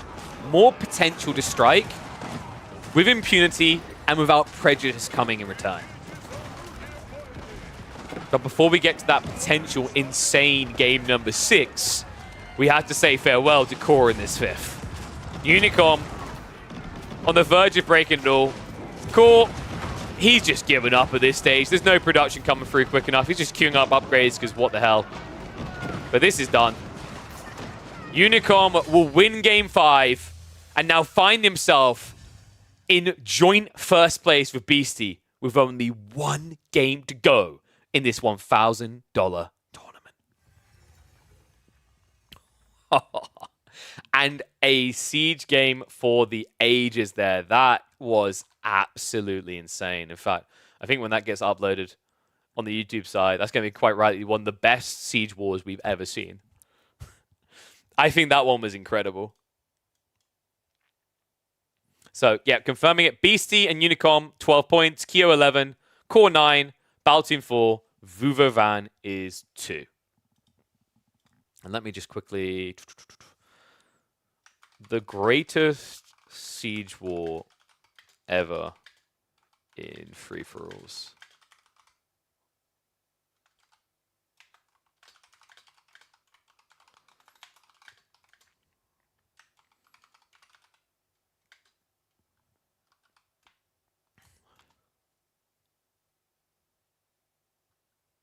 What do we call that? The Ultimate Mangonel Showdown. Yeah, that might work.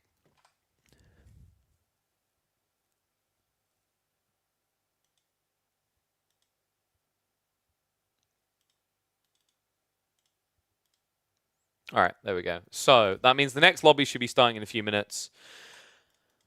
And that just means so Vuvovan cannot get first, Popo cannot get first, Auberjoy cannot get first. Everyone else potentially can still get first. And yes, Crackly, I know you absolutely hate that type of Siege, and I'm on board with you. That, at least, though, was quite entertaining to watch because it's back and forth. But yes, in general, I have always maintained that I find Siege to be, in its current state, incredibly cringe. Because the counter is usually Springolds, and when the Great Bombards come out, I want to cry. But let me release the points there because I think someone did predict, yeah, 55% on purple. Damn, someone believed hard. He was purple, right? I'm just double checking now. I'm pretty sure he's purple. Weird way. Spirals are trying to trade out. Yes. There we go. So complete that. Damn, what a performance out of Unicom, though. Let me quickly type to the admins because they're asking.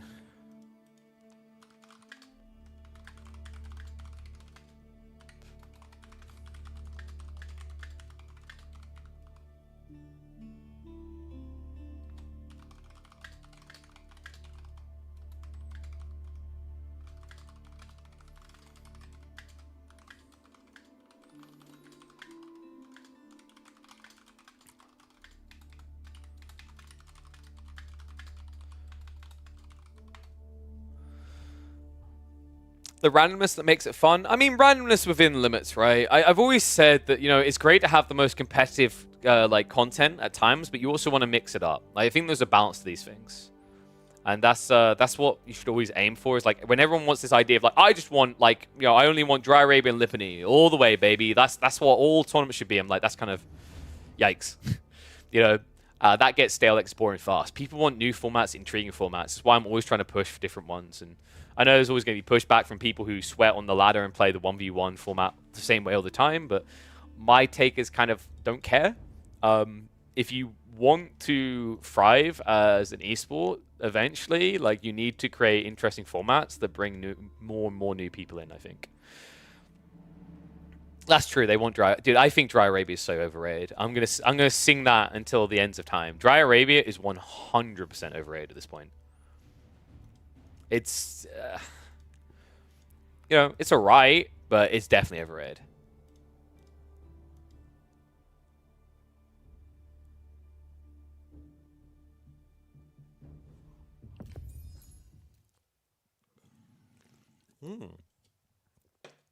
Yo, Popo in the final game gets to play his home country. Japanese player playing Japan. Wait, what? 4 players have Order of the Dragon. That is absurd. Almost as absurd as how good those AMD processors are. Go check them out. Guys, actually, this is important. I need to get myself a 9000 series, as should you. Luckily, the performance in this free-for-all is not going to hurt my PC on my current 3700X because there's 4 Order of the Dragon players. But you can't always guarantee there's going to be 4 Order of the Dragon players in your free-for-alls, which is why you guys should go across to this link right here and check out the offerings right now from PC Specialists. Big shout out to them. They are doing a small campaign here on the channel. They've got some incredibly valuable entry PCs. I know £1,600 doesn't sound like entry, but if you wanted to have good game performance, that kind of is where we're at currently with the PC market. But they allow you to configure these whichever way you want. So they've got the new 9 series in, the 9700X is in there. I'm personally eyeballing up. Oh, have they got it? They should have it. Ooh, there it is. The 9950. Dude, that's why I want to have in one of my rigs. The 9950 is sick right now. 9950 seems to be really good, like bang for buck in terms of an upgrade of efficiency and whatnot, from what I've heard from a lot of the people, compared to like the 9900X. Also, I definitely still recommend the 7950 X3D. That's a really good balance between gaming and performance as well if you don't want to go a little bit higher in price. But if you want the latest and greatest, the 9 series are definitely the most efficient when it comes to power. Remember, you will also get your hands on 2 free games if you buy any AMD product, and 2 extras if you buy a GPU as well. And those 2 base games are going to be Awakening, and the other one is Warhammer Space Marine, which comes out at the start of September. I'm thinking we might actually do a playthrough of that, by the way, on stream, because I am a insanely big fan of the Warhammer 40k universe.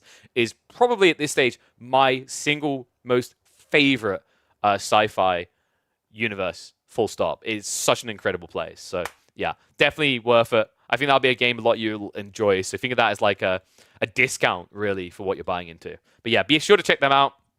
Really big shout out to AMD for sponsoring us again.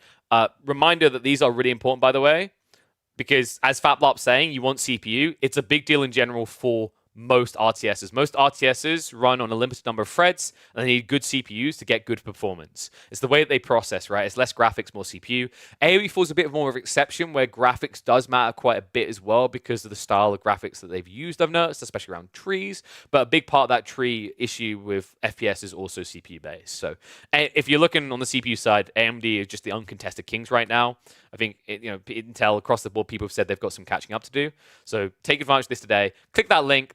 Because when you click that link, it lets them know that I sent you. It lets them know that you love seeing them sponsor this channel. And who knows, maybe we can turn it into a deeper sponsorship where we build ourselves a PC.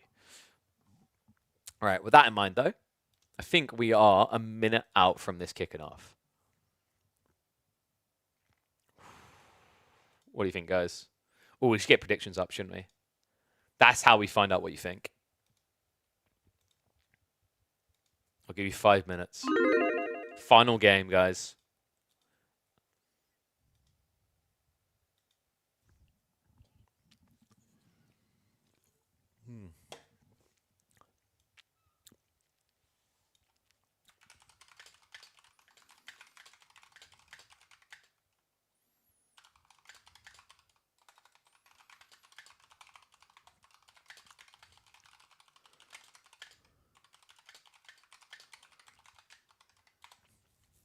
Certainly not voting for purple this time.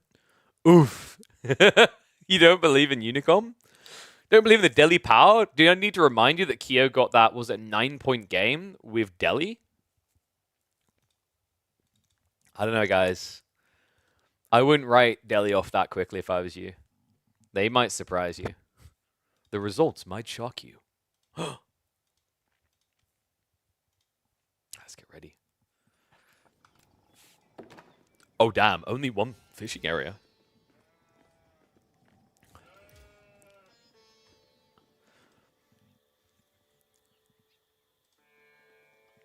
Five players out of 8 here could still become the one true king here in the War of Lords $1,000 free-for-all tournament. One and all, welcome back to the competitive AoE4 action. Let me update that. I always forget to do that one thing. We are now on game number 6. This is the final game of the grand finals in this $1,000 tournament organized by the Vietnamese caster Clearman. Big shout out to him. And big shout out to everyone who's been tuning in and supporting this content. I love to see this amount of support. We might have to figure about doing more of these in the future. But let's talk about those players that could win this right now. Kyo has been sneaking back up. He has got 11 points. Beastie has got 12 points. Vuvovan, he's kind of out of the run. He's only got 2. But Core is still looking pretty bloody healthy in this tournament with 9 points. On top of that, you've got Baltoon at 4. You've got Unicom, who is going to be in the purple playing as the Deli, sitting at 11. There are so many people that win this tournament. And what I found hilarious about this particular game is that half of the lobby are dragons. Statistically, I'm not really sure what the chances of that are. It's quite low, right? Because you've got 16 civs overall, and then you've got 8 players rolling that. Like, permutation-wise, the chances of this happening are quite low.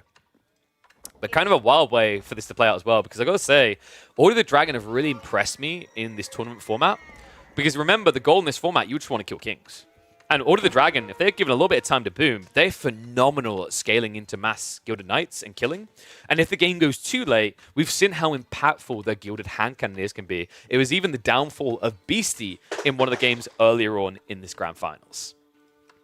But let's check on the player locations. So I'm noticing one thing over here. Baltoon actually rolled the Mongols, and he has a pretty intriguing position on the map. And this is important, folks, because Baltoon is an outside runner. But if there was any game, this could be it. Mass Kesh Expand with fishing backing it up is feasible. Gold is not insane nearby, but he has enough room to expand to quite freely that it should float him into that mid-late game. And why that's important is Baltoon needs to play fast. He needs a big economical advantage to get the points required here. There is a total of 10 points on offer in this final lobby. Baltoon would need to secure 9 of those to guarantee first place, while also simultaneously making sure that Unicom and Beastie do not get any points of that. It's a big ask. It's a tall order, a small percentage chance, but it is a chance. How are we looking on Kyo's side? Well, Kyo's got a pretty nice spot as well, right? The only downside is you're playing OTD away from relics. Meanwhile, you've got Core playing a bit more central, so he's near to these relics. And then Beastie is also quite close by as well. Vuvavan actually has a solid position for it. I think what's going to happen is orange, purple, and yellow are going to fight. Vuvavan is in probably the best position to just rush Imperial Age as a dragon player. And then everyone else is going to have their own weird little stalemates, right? Like blue and teal are going to have a fight. You can see that coming a mile off. Funnily enough, these two players cannot win at all. They're both sitting on 0 points. And then Baltoon is going to have a long, long walk over to Kyo's base.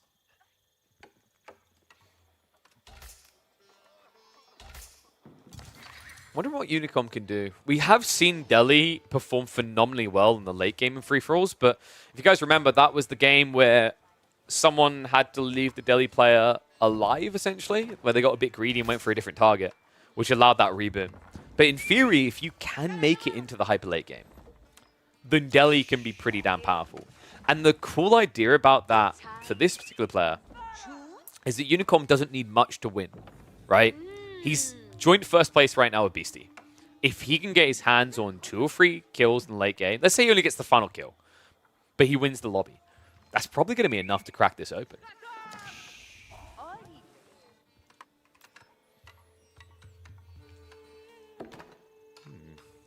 What did you guys vote for, by the way? We've still got, like, what, a minute left on the timer?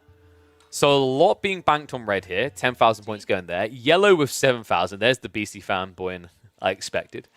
Green has got a nice little dose there. I'm not surprised. Kyo is sly, man. Kyo, I think he's like the most snaky player I've seen in this lobby. Not for nefarious reasons, just because of his ability to just find weird kills and weird comebacks in the most unlikely situations. Can we please get rid of this bug? This is really tilting, because this can happen in 1v1s as well, right? Like, that worker is just not working at all, but they're not showing up as idle either. God, I hate that. Kyo, by the way, does actually have fishing. Okay, so I'm going to break people's hearts here, and I'm going to make the prediction that I don't think Baltoon wins this now. If fishing is happening, Baltoon doesn't have the economical edge here, right? They're balanced, which means that Kyo can just bog this down. And even if Baltoon eventually gets the kill on Kyo, let's say it takes him, 25 minutes to do that, there's going to be, I reckon, at least 3 eliminations by that point, which means that Baltoon wouldn't have enough points. So he needs to find a way to play really fast here. Meanwhile, elsewhere on the map, Dome of Faith is coming in. So, interesting choice by Unicom, but it kind of makes sense. It feels really bad to give up that attack speed on your infantry. But what we've seen is in the hyper late game, Delhi are more defined by their elephant spam. And if you're planning to try and rush into imp as quickly as possible, that's where this choice can be a little bit more advantageous than the Tower Victory option. So Baltoon has discovered the bad news. Kyo is not going to be that easy of a target. In fact, Baltoon, ooh, he knows where Green's base is. He knows where the fishing is. So he's at least completely aware of what he's up against here. Question now is, does he try to contest it on the water? I'd love to see him just come on land, actually. Just maybe set up a ram here, get rid of both these docks, and then Bob's your uncle. That's where Auberjoy. What is that configuration? I guess he just ran out of wood there. It just looks a little bit funny. Teal to the south of him. He's going for the Coca Township. That's kind of wild. And people asking if Kyo knows about red? No, he has no clue. Like, Kyo actually started here with a villager. You can see it by the vision. So he doesn't know where Baltoon is. He just knows that Baltoon sees him. Cool, meanwhile. Arkin on the wood and the gold. Pretty good. Looks like he's just going to try to bulk up ASAP. In fact, he's snaking in. And wait, do we have a crash from Core? That would be unfortunate. We'll get confirmation on that. If it's pre-20 minutes, it's a remake. Which kind of sucks, actually, dude. That sucks if so. Because I think this was a really intriguing spawn. And the way it laid out was kind of cool as well. I feel like if this is a remake, my heart breaks for Baltoon because his small percentile chance is, oof. It's kind of evaporated now, right? We'll know for sure. I'll let you guys know if it is indeed a crash or whatnot. Because the way that these lobbies work is that if the game's conclusion is within a few minutes, it will accelerate and reveal itself. So we'll get confirmation shortly.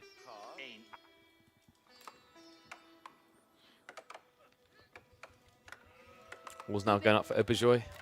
The only awkward thing is communicating now to the players that it was a crash, right? Because sometimes they play on. We had this in the group stage where one player was salivating in the mouth. He was so excited. He's like, oh my god, oh my god, oh my god, this is a great performance. And then he found out afterwards that because of the desyncs, it didn't matter.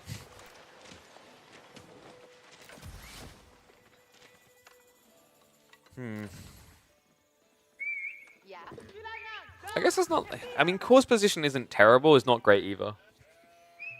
Just like in some ways, I don't like... You can kind of roll the dice again and then maybe get an incredible spawn on the remake. But it's like... The alternative is you get a really sucky spawn. So it's definitely an unfortunate situation for Core.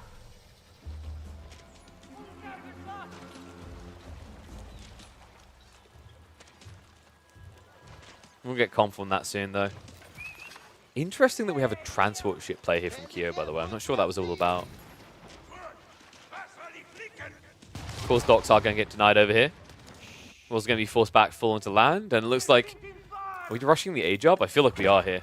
Or at least we're trying. He was gathering a lot of wood, unfortunately. So denial on the docks puts him in a pretty precarious situation.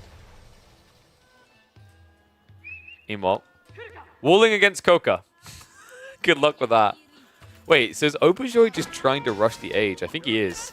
I also don't like this. Building Donzos here against the Shinobi. I mean, your opponent isn't showing stables, right? I guess it's because he's rushing castle and you know it. Still feels a little bit funky the way this has been done. Also jabs. Yeah, a little bit surprising. Archers get bonus damage against these Shinobi. Jabs don't. So you're paying 1.5 times more to do less damage than you would otherwise. Bit weird. I think the person I feel worse for is Ping, maybe? I mean, no, actually, it doesn't matter, right? Like, Vuvavan would have had a good game, but it's like he can't win. I think the players that get kind of screwed over the most by the remake, we mentioned Baltoon because not many other players have fishing. Then again, he is very far away from other players. The other obvious ones would be Beastie and Core, right? I think this can be beneficial for Unicom. I don't like his position between two Order of the Dragon players like this long term. These two, remember, this doesn't matter. These two are just having some fun at this point. they cannot win the game. They can, however, improve their standing. Remember, you will get paid out depending on your final position. So, you know, it's worth still playing to make more money.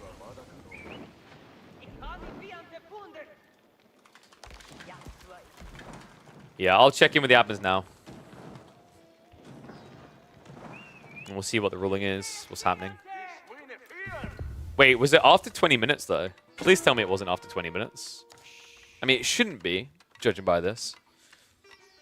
The ruling is after 20 minutes, it continues, right? Which would be a heartbreaker. Oh, set your age up. Oh, dude, you went Burgrave as well? Damn, you were just going to try to wipe Unicom out straight away, huh? Meanwhile, greedy Regnets from Beastie. So Tech Up comes out. And Core calls GG. What a muppet. He realizes he didn't make a Regnitz in a free-for-all game and immediately rage quits the game. No, I'm kidding. Oh, that's unfortunate. That would have been cool in this format as well. I mean, you would have killed Unicom. I don't know how easy of a kill Beastie would have been afterwards. I guess he's rushing Imp, so probably would have been a freebie. Yeah, he's rushing Imp, so that could have worked. Yeah, it's true. So what actually happened here is Core has a deep, deep phobia of elephants. They scare him. So, you know. All right, looks like we are confirming a remake's going to be happening. Don't worry, Core. We'll let you maybe still win. Wait, that doesn't work. Wait, Beastie. Beastie.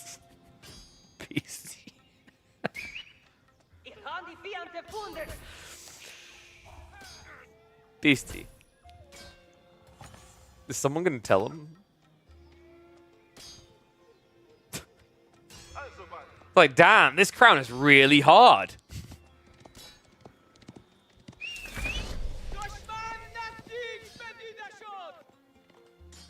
So we need someone to reach out to the players to the remake, because I'd rather we don't just... I mean, I guess we could just burn all the time pointlessly on this game now. No one died, so no one is going to score anything from this.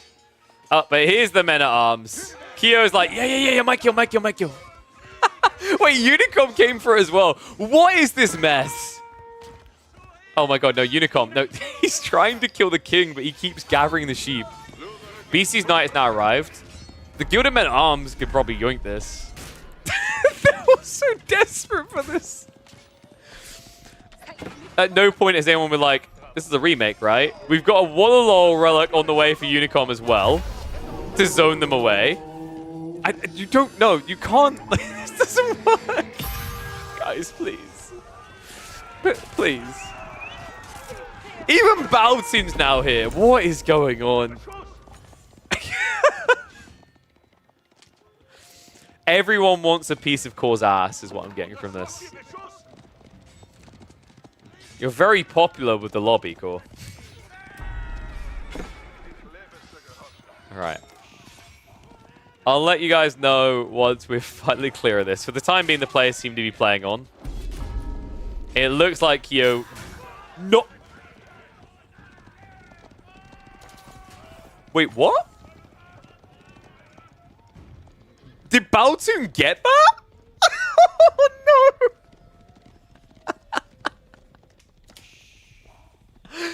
Dude, that was sick. 6 HP and he snatches it. Unfortunately, it really doesn't matter. Oh dear, dear. You know what, guys? This is perfect because now that this game is devoid, right? We'll follow the entertainment until they remake. Oh wait, we're waiting for confirmation from Clearman. I don't think he's noticed yet, so we'll get confirmation from him shortly. But now this is basically meant to be a remake. It's a perfect opportunity for you guys to quickly go click that little subscribe button below the screen so that you don't have to worry about ads on this channel. And then you can spam emotes, which will show up on the chat right down here when you hype up the moments. You can even wave the flag of who you think is going to win. All that for the low price of $5. Boom. Oh my god, Baotoon is rinsing him right now. I mean, this is a shellacking, right? Baotoon got the kill. He has water. And if you're wondering, like, you know, why are they playing on? Because nothing's been called. If nothing gets called, of course you keep playing, right? Like, you wouldn't stop. It doesn't make sense. You play until the whistle gets blown. And that means right now, Baltoon has probably this very mixed process of like, wow, I can make a comeback here, but also tempered by that DC, what happened? I don't get it, right? So it's a very mixed bag for him in particular.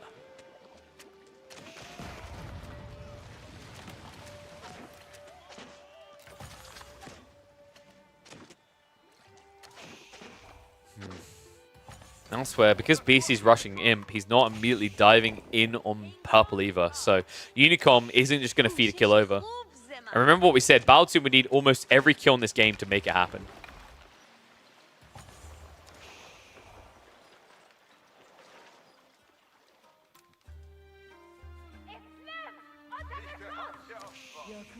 Wait, what happened to Popo? I think he got a little bit of harassment on him, had to cancel and rebuild the floating gate. These two are just vibing, which is really good for Baltoon. We're just gonna keep going with this until like we have confirmation in.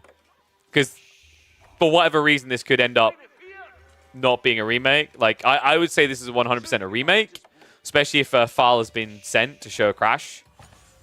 But until we have confirmation from Clearman, we have to keep going.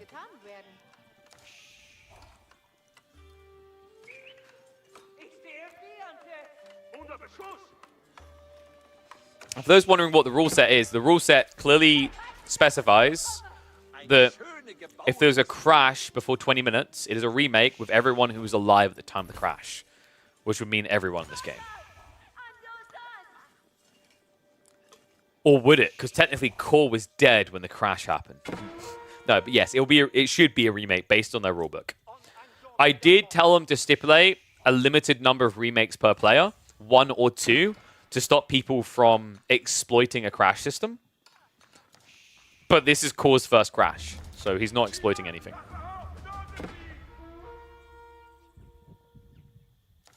And Core wasn't dead, for the random user in chat.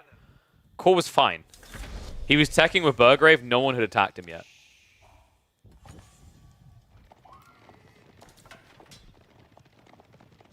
And just to clarify, if it is a remake, they will, yes, indeed, all pick the same civs. That's in the rules as well. That's to stop people basically going, oh my god, this civ sucks. All F4.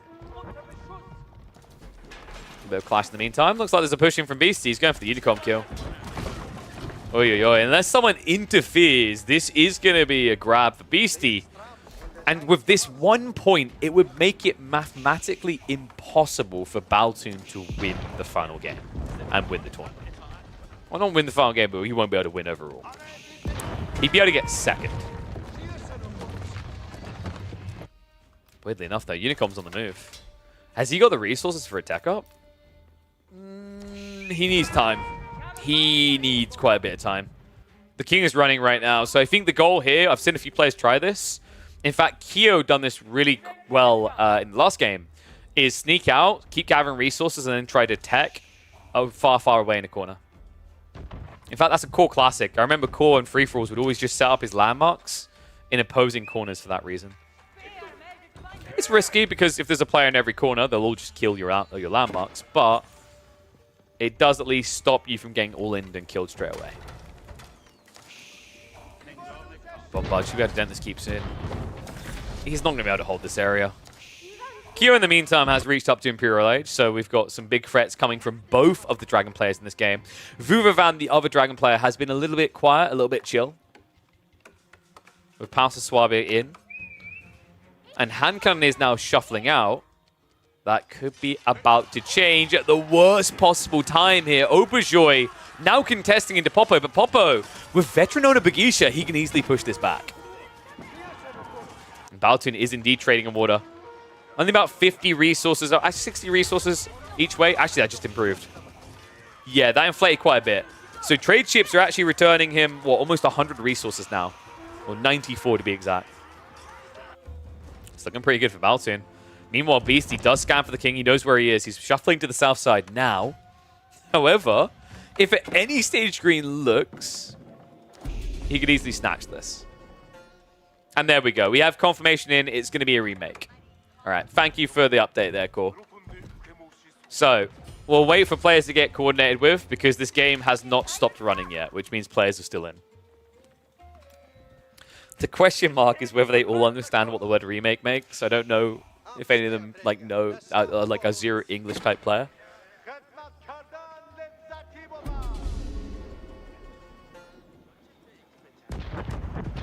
And final landmark going down over here. So Unicorn was going to get eliminated.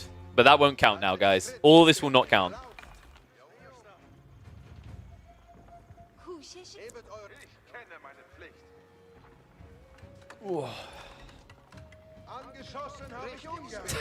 Beastie finds the kill on the king in the meantime. Oy, oy, oy.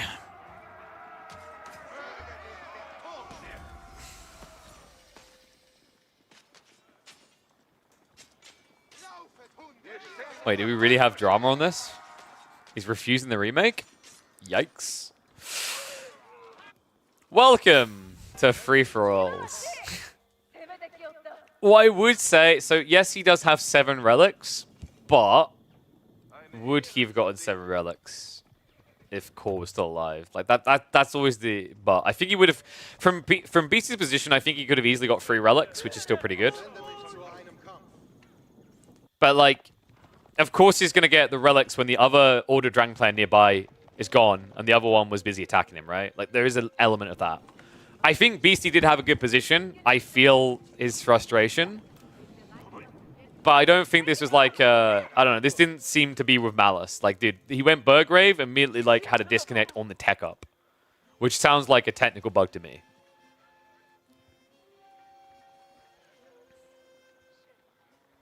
No, the cutoff is not 10 minutes. To clarify for people, there is a rule book which is publicly accessible. Is 20 minutes is the cutoff. In the event that there is a disconnect after 20 minutes, the game will continue on.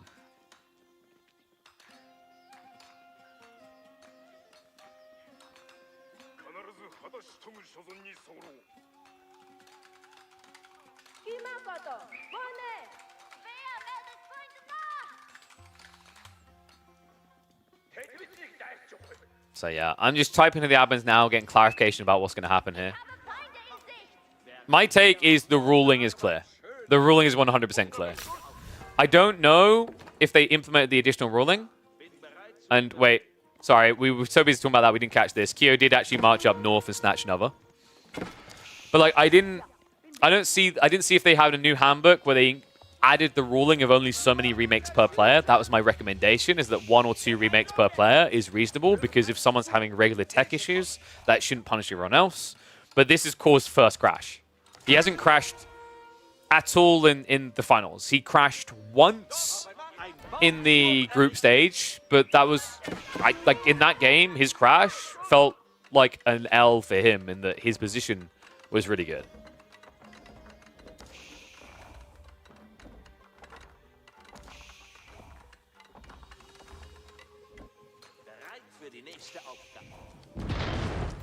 BC in the meantime is going to move up for Popo. I mean, the good news is he's at a point now that he's right. He's got 7 relics, which means he can make this one fast so we can get to the remake. Because he can blitzkrieg this. In fact, wait, where's the king? King's running. Run, Forrest, run! You call that running? Dude, take the armor off. Go faster. Bombards might snipe him. Oh, actually, the king is 0.02 faster. Did you know that, guys? 0.02. So did Bagisha. Are they working with or against? I can't quite tell right now. Everyone wants a piece of Popo.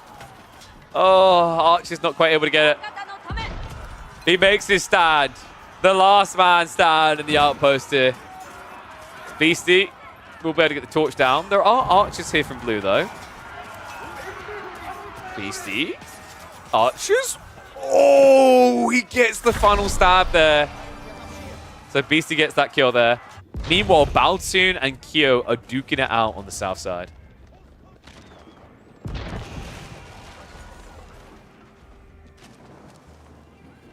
Okay, so apparently someone's saying that I don't know if BC said the rules are crap. My thing about that is like, if the rules may be crap, yes. But in fairness, if the rules clearly state something, they're the rules you play by, right? It's definitely not ideal, but if it's within the rules, and I have, like, and you know, I like to really, I'll say I haven't agreed with everything that was made ruling-wise, but what I will say in their defense, this is Clearman's and the crew's first tournament they've hosted. And they have, at least when I've mentioned feedback and improvements, been immediately receptive to it.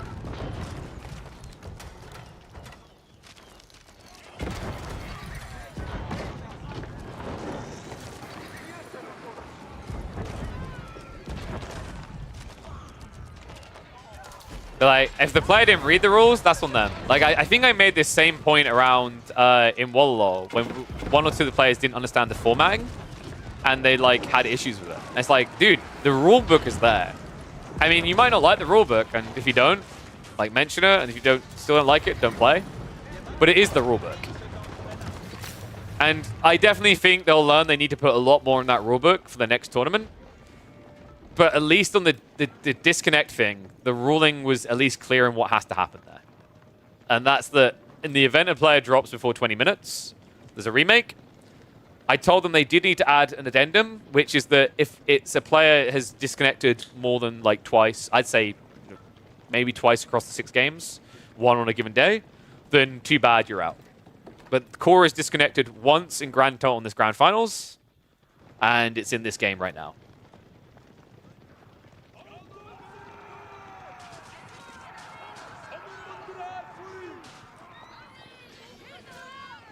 So we'll see how this is going to play out. For now, it looks like the game is going to play through to its completion. I haven't been tracking extra points because we need the confirmation of the remake. I think Clearman said, from what my understanding is, that it's going to be a remake, though. So the points can be a wash here. But, you know, you can't have a tournament without drama. Have you guys kind of sick and tired? We've had no AoE4 drama recently. Here we go. We finally found some.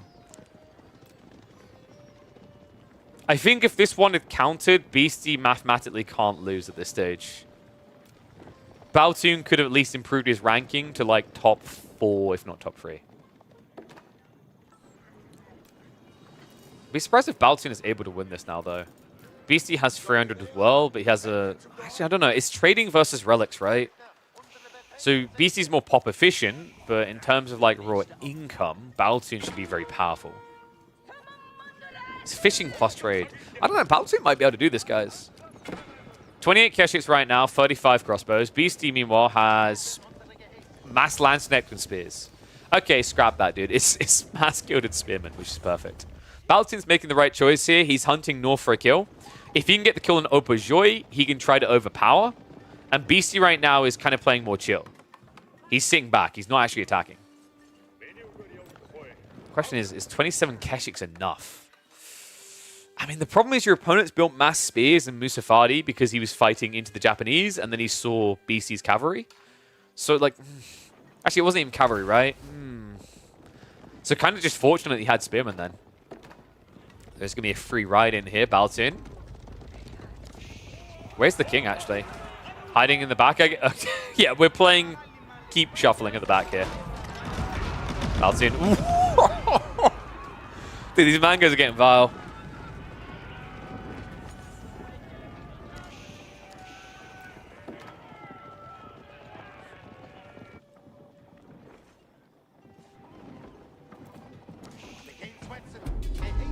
I'm guessing this is the point where Beastie maybe discovered it was going to be a remake.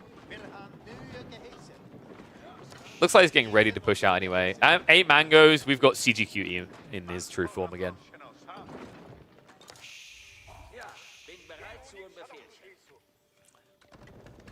Oh, man.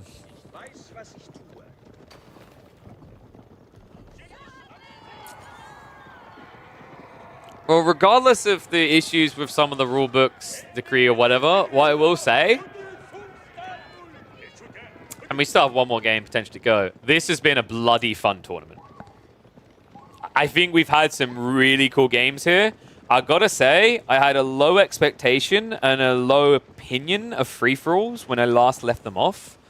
But with this type of formatting where kill, kill, kill is rewarded, this has been really enjoyable. While there's still a little bit of booming that inevitably goes on, I think a lot of that can be offset by doubling the village count at the start. But the timings on these games on average, we've had some long ones, but I think we've had some really fast games as well, which is great to see. I think it creates a nice dynamic opposed to the old school style of free-for-alls where it was 1.5 hours long and an absolute snooze fest. So for Clearman's first tournament, I actually want to give him a lot of praise for that. The rules definitely weren't perfect, but I think the format, I really think he got it right there. This point format has been really cool. I hope they are going to try to run more of these War of Lords events. Obviously, they'll take those lessons forward. No one's first event is perfect. We've seen that with everyone who's ran an event in this scene. But I think this one definitely shows promise. And Baltoon, okay, there you go. He realizes it's going to be, what, a remake or whatnot. And I think they just GG out. Okay, guys, drama is apparently what we like to farm every once in a while. When life's a little bit too quiet, you need to re a bit. So I'm sure we'll have a little bit of re about this one. And then hopefully it'll be a reconnect so that we can clearly define who is going to be the champion here in the War of Lords Grand Finals game number 6. I don't know, man. Maybe I upload that one. For the drama. Like, I can already see the title. Drama in... how's that? Drama in the Grand Finals.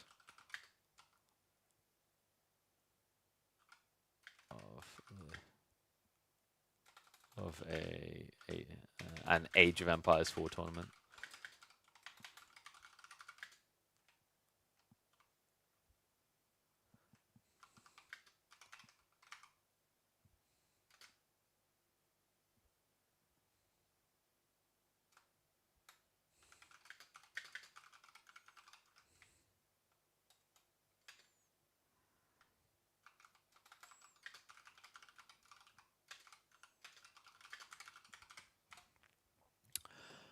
Oh, if I wanted to be really clickbaity, I'd put, did he disconnect? Question mark, question mark.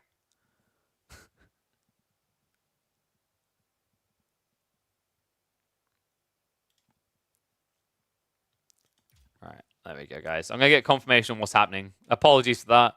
Definitely not an ideal situation.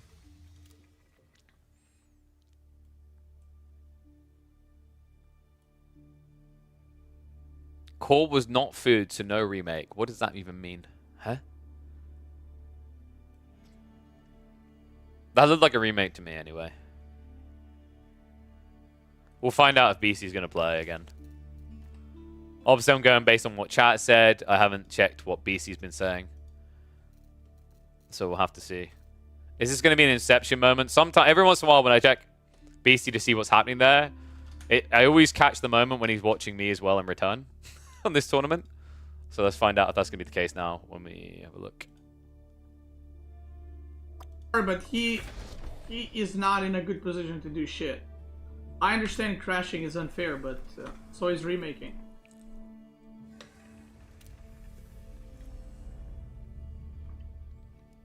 What did I miss him saying? That is bullshit. It is bullshit. Okay, so he's playing. All right.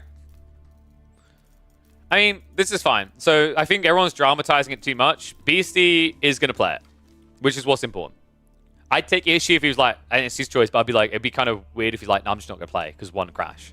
Sucks, but it is what it is. Baltoon, apparently we get 1 point each. Yes.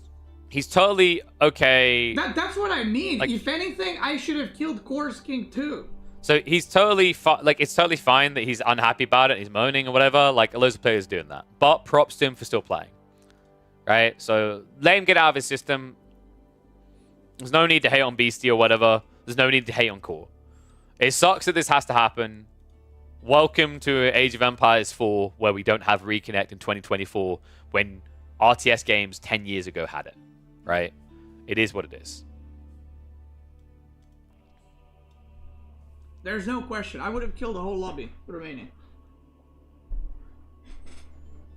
I will say the whole there's no question thing is always debatable because, like, This is the equivalent of when I'm like, yeah, this is what's going to happen in 20 minutes and someone else happens. You can never guarantee it. Probability-wise, yes, he was in a good position. But I think one or two of those 7 relics gets contested by, like, Core, maybe Vuvavan, because things will slow down a bit. You're not just immediately killing Core. But, like, yeah, I do think BC had a good position. I'll agree with that. He definitely wore the right shirt for the time, didn't he? But it's one of those things where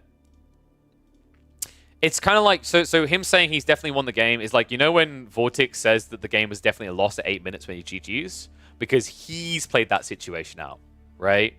And we always talk about how that might hold true in his mind, but it's not always true. It's the same thing there. So we're waiting for this to kick off. Kaiser's fault. I understand. It's still unfair, okay? It's still bullshit and it's still unfair. And I'm molding. Yeah, and that's fine. You can mold. Like, it is what it is. It happens. Everything is within the rule book on that remake. It sucks for him, that situation. You know, it's AoE's fault that it doesn't reconnect. Thank you. See? Beastie agrees. He's literally saying what I just said. It's not any player's fault. It's Age of Empires 4's fault. That we are now 3 years into the game cycle, and we still do not have any signs of a reconnect function being made. Can we just agree how egregiously stupid that is? They're willing to drop over $100,000 into prize pool funding directly per year. Over that. But they're not willing to fund a reconnect and pause function for a competitive RTS. Just let that sink in. This whole issue can be evaded with that. Because you see the disconnect, you pause. And sure, Core's maybe lost like 30 or 40 seconds. It sucks a bit. But you're still like, okay, no. But this is still, we can still play on. It's workable, right? But unfortunately, this is what has to happen. Right?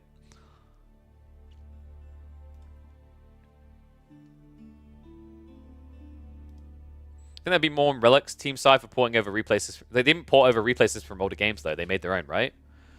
Microsoft technically just parent company? Sure, but like what you're doing is excusing the person that pays the checks to get the person to fix someone in the first place, right? If you want a system fixed, pay for it, right? I don't know. I think at this point, we always use Relic as an out. And yes, Relic done things wrong. But like,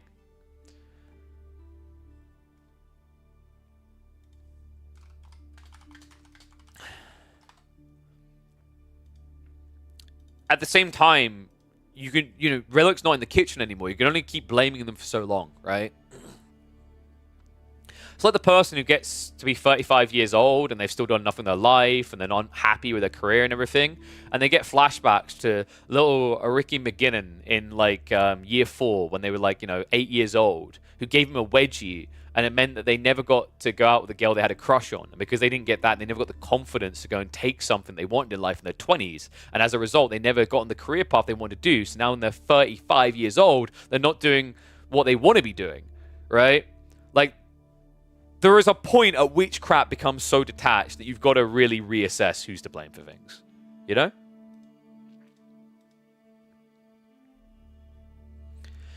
Okay, so bit of a weird one coming in. I just got told that Beastie and Baltoon have both received a point. Based on, I'm going to guess, favorable positions in the game. There's still going to be 8 people. We're still going to have a remake. In fact, we should be able to start observing now, and we should be in a few minutes. I'm going to cancel the previous prediction, and we'll return the points, and then we can start it again.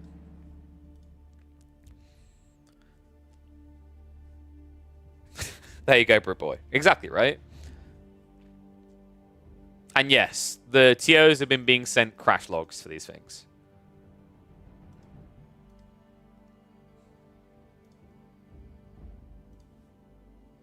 Just need to send a message about one of my influencers. Whoop, whoop. Getting my guys some deals always feels good.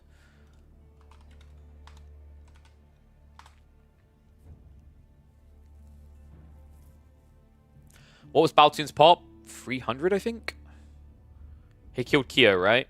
And Baltoon got the sniper on Core's King with the 6 damage, even though there was a bunch of Order of the Dragon units attacking the King. Which was sick, by the way. That was a sexy little flex from Baltoon right there. So mathematically, that now means the way this is played out has actually in some ways still remained ideal. Every player, bar Opajoy, Vuvavan, and Popo can still potentially win the entire tournament. All right, we'll start predictions now. Works fine for me. That's just more stream length, baby. But seriously, guys, while you got a little bit of time, when you see that link pop up about AMD products, do me a really big favor, do me a solid, click through. You actually help me tremendously by doing that because it lets the sponsors know that this is a successful sponsorship, that people like what they're seeing. So you really actually do help me a lot when you click through there. Just have a look, see what you think of the products. Don't necessarily have to buy anything, no pressure there. But it's better to know what the options are out there. And the Ryzen 9 series is definitely worth it. If you don't go for the Ryzen 9 series, I definitely wholly recommend going for the Ryzen 7 series, as both of them are absolute bangers. The 9 series just a lot more heat and power efficient. Yeah, do me a big favor. Click through on that link. It always helps me out. The one down the panels. The one right. Huh? Here you go. I'll even link it for you guys so you can quickly click it. Doink. And then you can come back here afterwards so we can catch more games. Boom. There you go. YouTubers, help me out as well. Go for it. What happens? We had a remake after a crash. I'm friends with Beastie. Who'd believe it? We've been drinking together as well.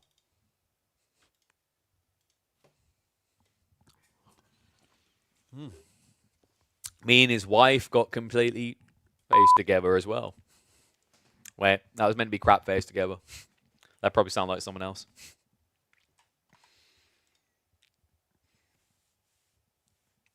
So I'm on the Windows 10. I wouldn't know our cast, but considering they're brand spanking new, I think that'll be resolved pretty quickly. AMD in general has always been quite good in recent generations with their driver updates.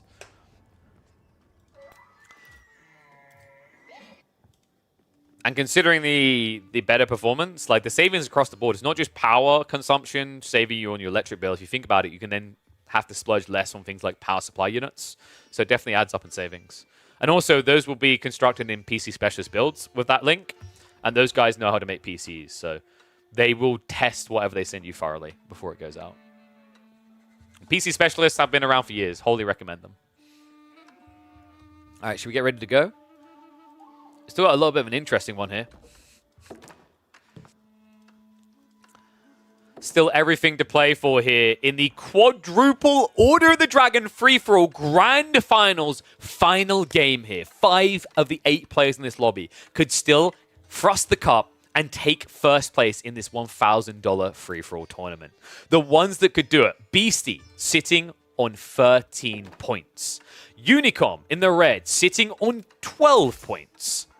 Core in the orange sitting on 9 points. You've got Kyo in the blue, who's sitting on 11 points, and the other player that has a very long run to try and make this work, a very thin chance, is going to be in the teal, Baltoon at 5 points. A maximum of 10 points are on offer here. If Baltoon completely washes this lobby, he could be the unexpected winner here in the War of Lords. Let's find out how it's going to play out. Prediction-wise, I wonder where people are going to be banking their points. Orange, purple, and yellow are all leading. Kind of interesting, right? Core, decent position here near fishing. Purple, I think, was the other one. And yellow, yeah, they're all kind of central bound, right? Kind of makes sense. Like, wait, did someone say purple, really? Hey, man, you do you. I love that someone's believing in Popper because he's been having a hard time, but in fairness in this game, it's actually not bad for the Japanese, right?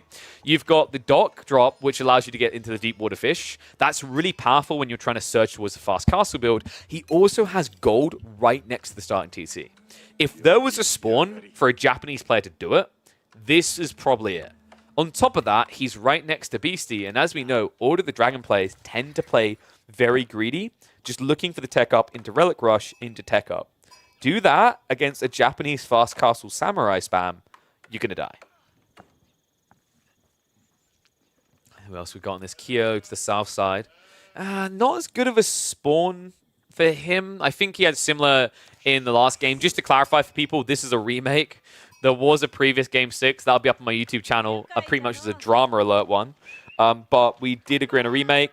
The way it worked out is that because Beastie and Baltoon were seen to have very, very good spawns, they were both generously given a point on their score total to make it fair on them that there was a remake.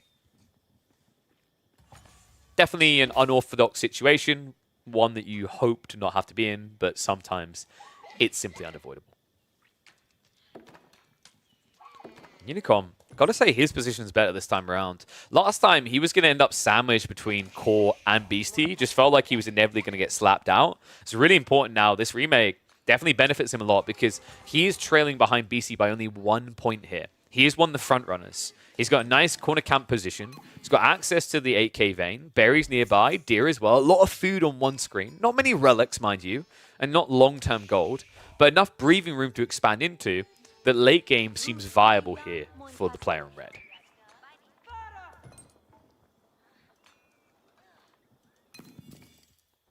Vuva Van just has a terrible spawn. I can't be nice about this. This is actually one of the most atrocious positionings for an Order Dragon player. He's nowhere near relics. He's at least got some gold. There's not a crazy amount of food nearby. There's nothing here, man. Crazy as well, because last game, Vuva Van was a bit more central, and he had a natural kind of flow path towards relics. He doesn't really have that in this game. Funnily enough, because of the central ponds, it's actually forced the relics to spawn a little bit more loose than you'd normally see. So, for example, we have relics on the east, on the west, and on the south. Not just in the center in this one. I mean, hell, we've even got one up near red. Kind of sucks for Opajoy as well. I think sometimes being this far away of Malians is rough. And did Kira really just crash?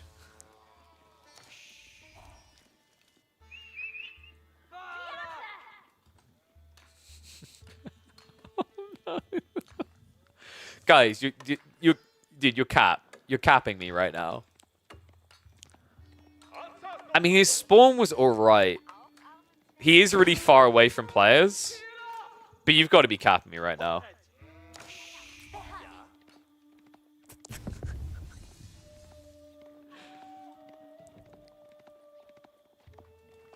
Alright, we'll get confirmation.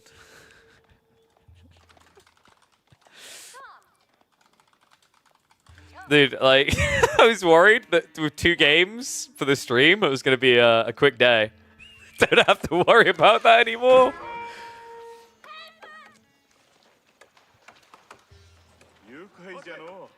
Oh, wait, I've heard about this. Don't sometimes, you sometimes crash when you build the Age 2 or Age 3 landmark, right?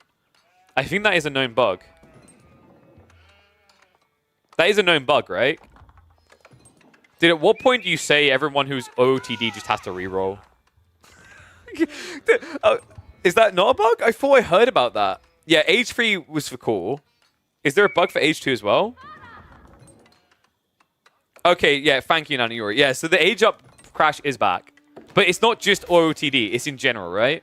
Any Civ could crash on an Age Up. Is that correct? I remember hearing it happen a lot with HRE.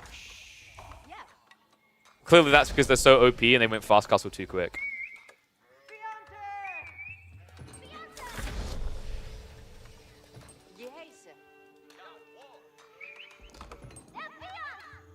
Wait, so Clearman said he and Kyo just had electricity problems. It just all went out. So, sounds like a legit crash, but not an age up one. Maybe? I don't know. This is weird.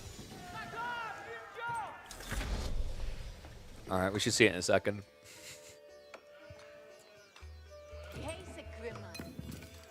So, at what point did it, like, you gotta break the tension? If I was in the lobby on the remake, I'd just be typing, so, you guys come here often? Yeah, they all left the game. Okay, so we have confirmation. It should be a really quick remake. If power goes out, that's a crash? I mean, yes, right? Like, within reason. So the way, like I've said this, all you have to do is cap the amount of, like, remakes. That's all you do. And how that remake occurs, like, if it's like power outage in real life or, you know, like someone else, it is what it is, right? As long as it's not far enough in, yeah, of course it should be a remake.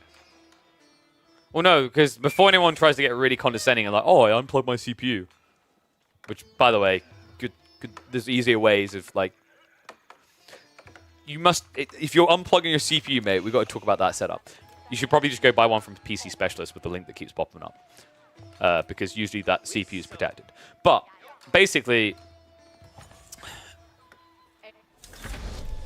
the ruling that I said they should just have is cap the amount of crashes. Like, in fact, I'm going to tell them now.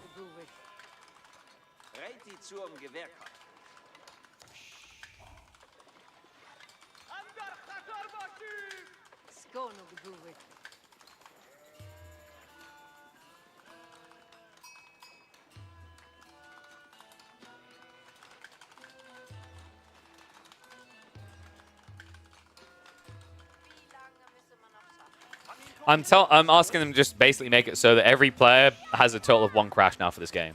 It's like we've had Kyo and we've had Core. If either of them crashes again, they're out.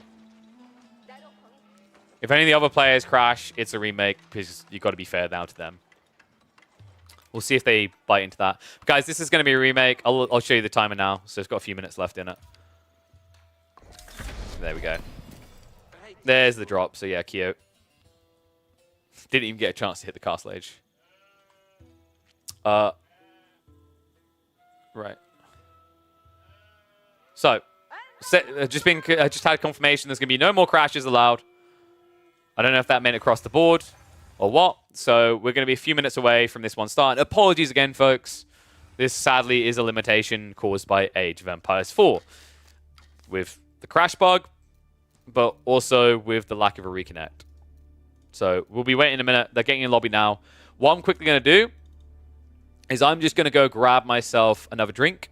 Recommend you do the same so we can get back and enjoy this final game of the tournament. Because I know you're all thirsty for the action. You know what else you should be thirsty for? The deals, baby! Click that link. You know the one I'm talking about right down here. We've got 2 things for you guys to check out. You've got 5 minutes to go check them out. Check both of these out. That is for the AMD PCs. Do me a favor, click through on that. It lets them know that you love that they are sponsoring this channel and check them out. And in the event you guys want to get your hands on a food service and get yourself 10 meals for free on me, be sure to check out HelloFresh as well because we're also running a campaign with them. I'll even drop those in the chat for you YouTubers as well. Be sure to take advantage of them. HelloFresh one is more if you're going to buy, use that link. For the first one, that is to do with AMD and their PCs. Do me a favor and click through and just give a look at those, see what you think of them. Let me know what you think of those PCs, actually. That's some really sexy PC cases there. But just clicking through on that link alone actually helps me out a bundle as a content creator trying to get sponsors. So definitely appreciate it. All right, I will be back in just a moment. It looks like they haven't started yet. You'll know because Core's in lobby. So I'm quickly going to go grab a drink, and I'll see you all in a sec.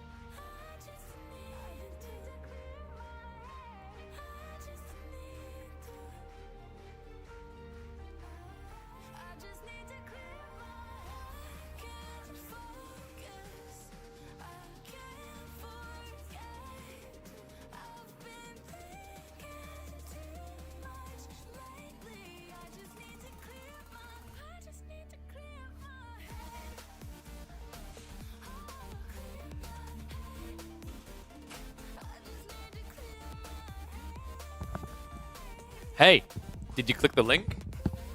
Click the link.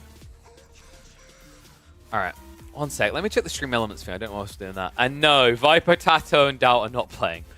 So, yeah, in case you guys didn't know, a while ago they they combined the servers for the Age of Empires games. That's why you'll see players from other games showing up like this. What are your self-care non-negotiables? It's hard. All right, 1 second. I just need to quickly tell the Stream Elements chatbot to bugger off.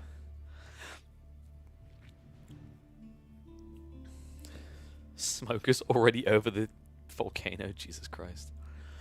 I mean, I don't think that spawn was crazy for Beastie, right? I don't think he'd be as bothered about that one as the first one. It was alright. He had fishing near him, but he didn't have, like, 5 relics nearby. Alright, 1 sec. Where are you, bot? Why are you on? There we go. Just turn that off.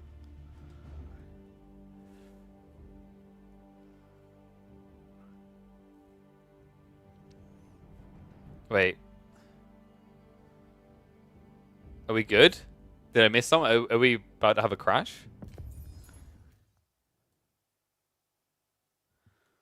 No, I think we're good. We're good. Right? We're good. Yes. All right. Everyone's loaded in. We're good. We might end up losing Kyo and Clearman, though. Because apparently there's a big storm in Vietnam right now. You know, honestly, I say just make them all pick Order of the Dragon, right? Like, screw it. That would have been a perfect way to end. All right. So, let me redo the predictions again. And hopefully this time will be the final time we need to do that. How many minutes we got until we're in? I'll start the predictions at when the clock's at 3 minutes. So you guys have like 2 minutes to look at the map and go, oh yeah, I like this. Need a 20-minute timer. It's almost like there's an in-game timer at the top that we can use for that. Right? You know what, guys? Perfect time to remind you that you've probably got a Prime sub you forgot you even had. And I would hate for you guys to not get value out of that, like not having to worry about ads. On top of that, you know, think about it like this. If you use the Twitch Prime here, that money doesn't just go into Bezos's pocket, which is terrible. He doesn't need more. He's already got 15 yachts. I, on the other hand, have no yachts. So get me a microscopic step closer by hitting the subscribe button.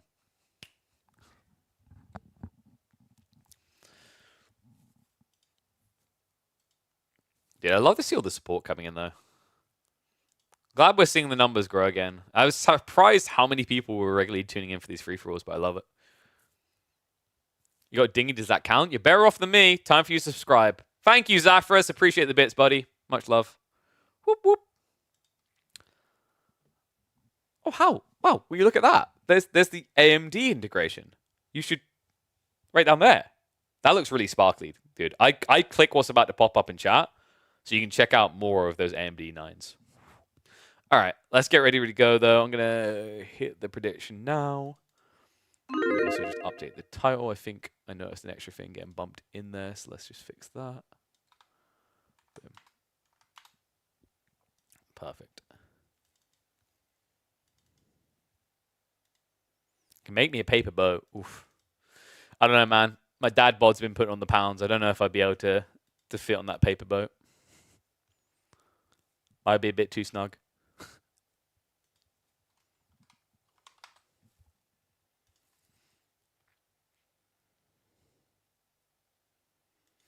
I don't know, Britboy. I'm actually not sure on that. I don't think sub-September means you get less, but I'm not entirely sure. I do know that in October, they're apparently increasing the prices, right? Some of the increases are kind of wild. I think it's had something like $8 or something for the US. Or was it Canada? I can't remember. I was glancing at some of the prices because people have been trying to, like, you know, gather a list of the changes. But I think it's October. They're changing the prices of subscribing on mobile devices in particular. Rumor has it, part of that is to do with the fact that Apple and Android are being greedy mother duckers and they want a bigger slice of the pie. But at least with that increase in price, it's still going to be this. It's still going to be 50% of whatever it was going to the content creators. By the way, guys, another big way you can help out is if you actually just subscribe once. We do have those plus goals to aim for. There is a plus goal at level 1 and level 2. Level 1 is 100 points. Level 2 is 300 points. A point is a sub. The whole idea is if we crack them, we get a bigger revenue share. So level 1 gives 60-40 split for us. Level 2 gives us 70-30 split. Don't ask me why they done it that way instead of being total subs. I find that's a little bit frustrating about it, but yeah. And the rematch is almost ready. We are less than a minute away now.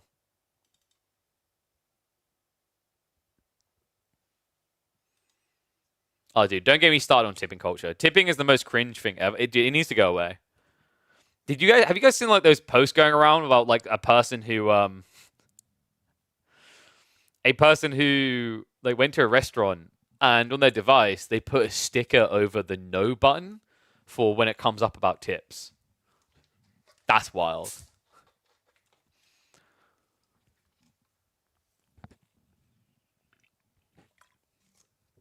Predictions for who crashes this time? No, we're going to feel ambitious. We're going to go for predictions for who wins. Probably be wrong, but we'll be ambitious. All right, should we get ready? Praise.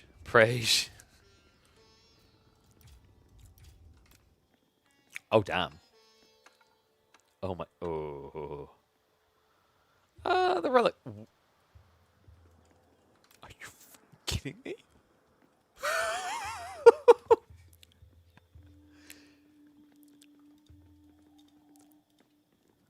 Behold the king of free-for-all relics.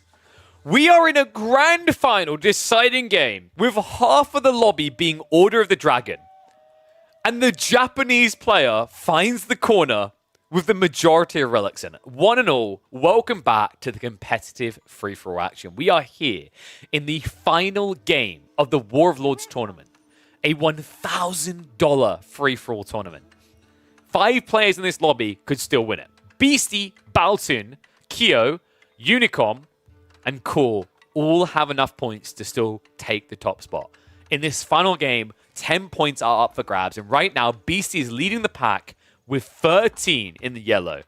But he's got plenty of people nibbling at his heel, like Unicom sitting on 12 points, Kyo sitting on 11, Core sitting on 9, and finally Baltoon, who has a very long and hard journey ahead of him, sitting on 5 points.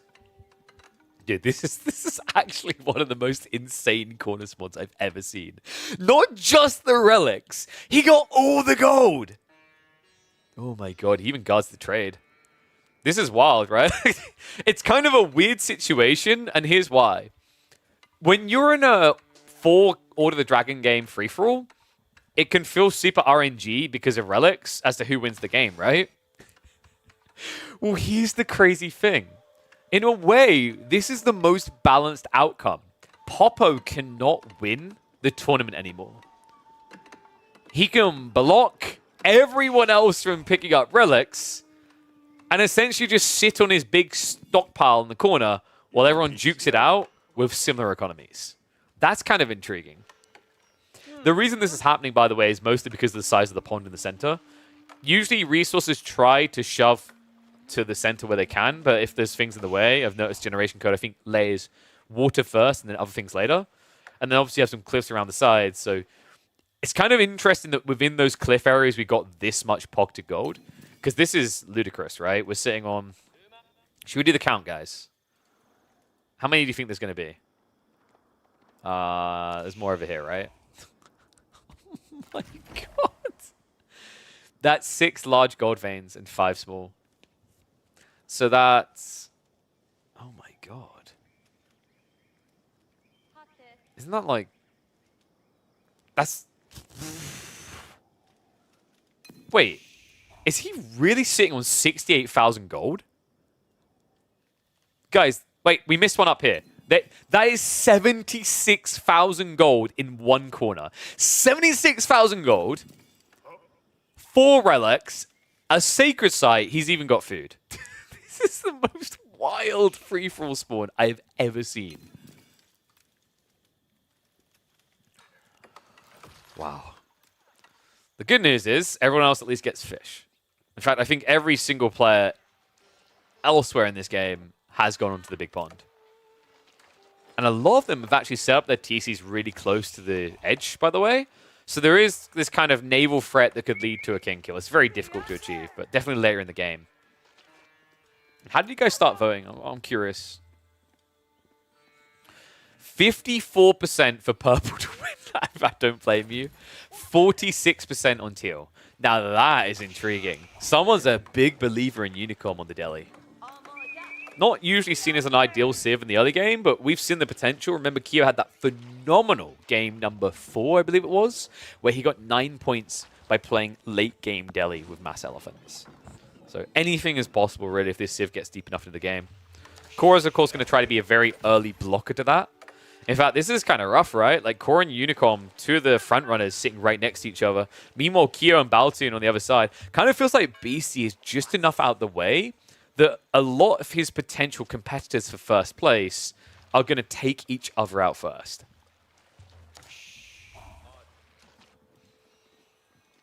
Vuvavan just kind of in a chill position here.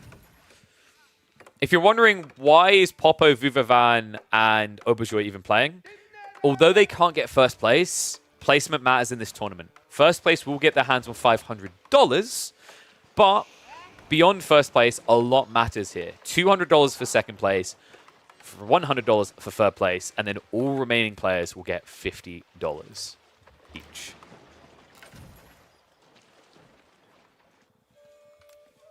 I love the positive thinking.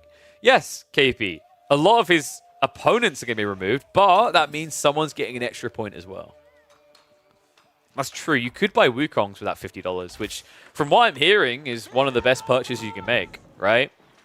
Right now, what I'm hearing out of people, it sounds like it might be Game of the Year potential. I think the only negative is that it's quite a demanding game when it comes to your PC setup, which is why it's a perfect time to start clicking that AMD link when it shows up in chat, because we have partnered with them this week to talk about their new 9000 range of Ryzen CPUs, which I can wholly recommend because I've been powered by Ryzen CPUs for the last 8 years, and they've never done me wrong.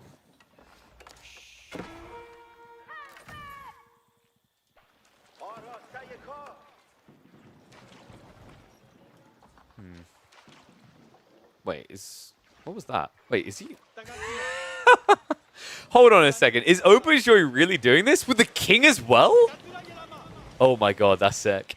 Guys, remember, the Marlin transport ship play, you get javelins to hurl at people with this. However, going near the TC is a big mistake. Even with a transport ship, you do take the bonus damage. Luckily, he broke away in time before a big hit came in. And what is up, Brit Boy? Thank you very much for the sub, man. I appreciate you. Another thing he has to be careful of here, guys, is this is Delhi. Delhi can kill you. He has 9 ships here. They each do 6 damage. So that's 54 damage per strike. Respect it or die to it, because fishing boats move at the same speed as transport ships. Elsewhere, Beastie starting to spread his wings a little bit. It looks like Baltoon really did get the short end of the stick here. Barely able to exist. He has a single deep water fish before he's in contested territory. And Kyo is uncomfortably close as well. Walls already coming in from Popo, making his feelings about the game very clear. He has everything he could ever need in this game, and he doesn't even have to leave a corner. And even wood, guys. There's so much wood back here. It just snakes around in the cliff sides. Like, actually, this is wild. Look at this, guys. He can come all the way through here, chop, chop, chop, chop, chop, up through here, down through here, chop, chop, chop, chop, chop, chop, chop, and still stay in the mountains away from everyone else. I would be surprised if anyone even knows where he is. I mean, well, Treason will let them know, right? That's the only reason they're going to know is because you can press the button and see everyone. If it wasn't for that, I don't think anyone would be able to even find Popo in this game. A little bit of shenanigans over here. Looks like Unicorn was pulling fishing boats to be annoying.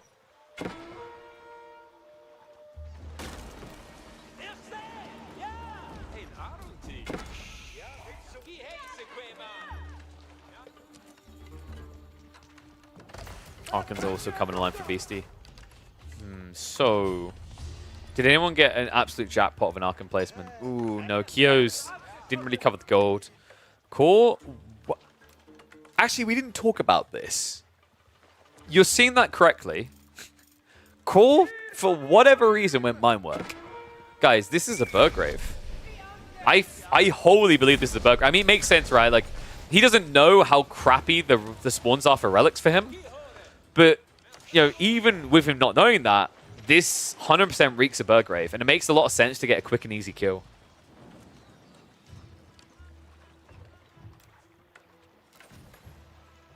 I wonder, is there going to be any blockers to all these Order of the Dragon players rushing towards Castle, though? Beastie's definitely trekking that way. He's going to be so mad if he goes Regnitz, man. There's just nothing to gain here. Burgrave would be pretty healthy, especially with a Mongol neighbor that can kind of kite you out a little bit. And also another OTD player behind you who, funnily enough, is already building military units to harass with. In fact, he's outpost rushed Beastie. Oh, no way. So Vuvavan, a player who can't win this at all, is actually contesting the player in first place right now. Burgrave slow with Order of the Dragon? Okay, I hear what you're saying. Burgrave is slow, but would you really do the alternative here? Remind me what you're getting with Regnitz. I guess one relic? Great. No one knows. I don't think anyone's going to know about this one. In fact, yeah, there's only one way to see this, and it's going all the way around to the west and then up and in. Outside that, the relics are just in the corner of Popo.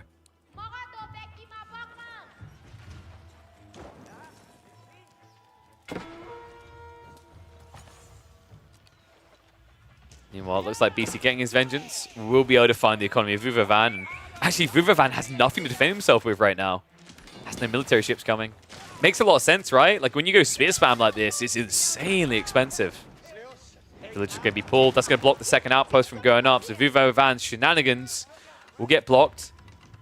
Now rush up on the outpost. That should be quick enough without losses for Beastie here, as he'll just shift away the one injured villager. Meanwhile, things are getting uncomfortable in the north for Auberjoy. Unicom starting to poke. Meanwhile, Core, I think he should start looking for an age up here, right?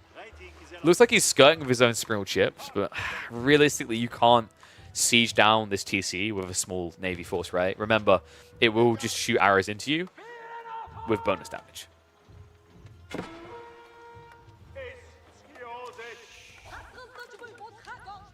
Meanwhile, Popo on the way up. Now, there's another interesting detail to think about here, folks. If Popo is now going to play Assassin and just march around the map killing with Mounted Samurais, you have to think realistically about who he's going to kill. Vuvavan's first up, but then it's a coin flip as to whether he goes to Beastie or Core.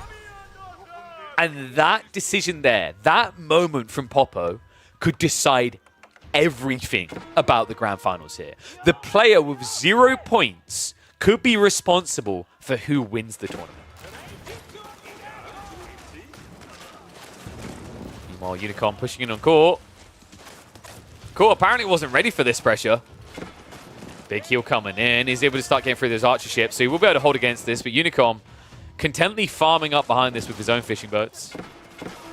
Demos are going to come out. That's going to force the retreat away.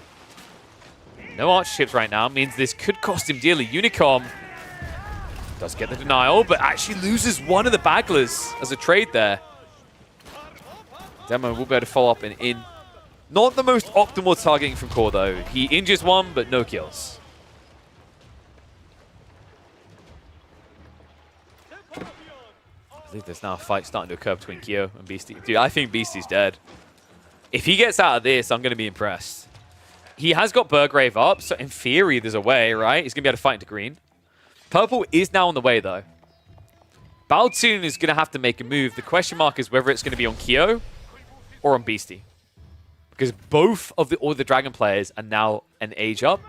And Baltoon has yet to mirror that because he's had to make a land transfer. Kurotai is now coming in, though. So tech up complete. What do you go here? I feel like crossbows is probably the most logical. You've got movement speed and damage. Keshiks always feel worse when you're talking about Kurotai play. And he's basically got threats on his borders, right? So it's not like you mass Keshiks and go across map.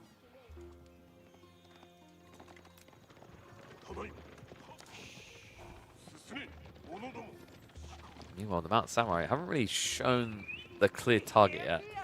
Just some chip damage being done. Popo looking pretty good on the relics, right? Third one now about to be banked. Fourth one coming in, fifth one over here. I think he even scouted the one up in the mountains, right? So a very good haul for him. And plenty of late game potential if need be. A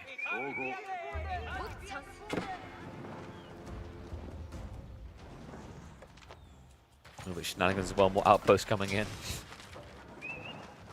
Oh, wait. He deleted the outposts. Oh, I think BC and Baltoon just agreed on something in chat. Yeah, there's no other reason you'd immediately delete the outpost, and he doesn't chase the girl, right?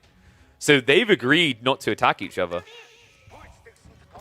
I love it. We're getting diplomacy. Makes sense, right? Imagine what was said is BC probably went, I'm being attacked already. Don't. And then Baltoon was like, fine, I'll fight red. That makes sense. Because if you send it onto yellow, right, your army's here. Red's going to have a land army at some point coming in from the north. It does just make sense strategically for his own well-being as well. Meanwhile, oh my god, look what's happening to Core right now. He's getting ganged by Auberjoy and Popo. No way. I can't believe this. Core, one of the players that could actually win this, is being all-in by two players who cannot. They're going to leave scraps of him alive, but heavy damage done there. And now it looks like there's going to be a maneuver towards Unicom's base as well, as Auberjoy looks to strike in on Teal. Teal, who has no defenses! He went full Navy. You never go full Navy! Not unless you're on Archipelago, and we most definitely are not. Simply too much land to justify it. And he's going to get Warrior Scout and Sofa'd out of this. Not just that, guys. This is Age 2 Warrior Scout Sofa. I can't believe this was working. Does he even have ranches on the way? No, he's only building them now. He got blocked off of fishing, right? What an absolute thorn in the side. Meanwhile, elsewhere, it looks like purple is now returning towards green space. Good timing as well, actually. He's going to catch the transition to Gilded Crossbowman where it's being produced, so he can kind of limit the ability for Vuvavan to get defense going. And right now, Vuvavan's in trouble! Beastie coming in! Now, this is important. For this game to stay tight, Popo needs to snatch this kill away. And realistically, it's Gilded Men-at-Arms versus Mass-Mounted Samurai with the Bannerman. This is a fight that Popo can win. Gilded Crossbowman. Let's not train out against it. Popo goes in a little bit early. In the meantime, that's going to be a kill. Core goes down! And the kill is going to be going to Unicom. I can't believe how the hell he got that. I don't know. Apologies, I wasn't expecting Core to die like that. But Unicom now mirroring Beastie's score. Beastie ramming this down. But if you get in position with the Mounted Samurai, which he's now doing, Popo could take this away from him at the last second. Landsnake is now going to be there. That could be the game changer. King's in there. Being cleaved down right now. Can he get it? It's low. He gets it. Beastie snatches the kill. And that puts him up at 14 points, holding on to the first place position in this Grand Finals. Wait, did Popo get it? It popped up in yellow.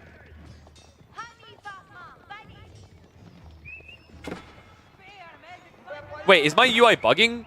Because I'm pretty sure. Oh, it's landmark. My apologies, my apologies. Okay, so I'm going to trust chat on this. Was it Oppo who got it as well? So it wasn't... Apologies, guys. I'm a one-man band here. So Unicom's still on 12. Oppo's on 1. And Popo is on 1. Oppo and Popo.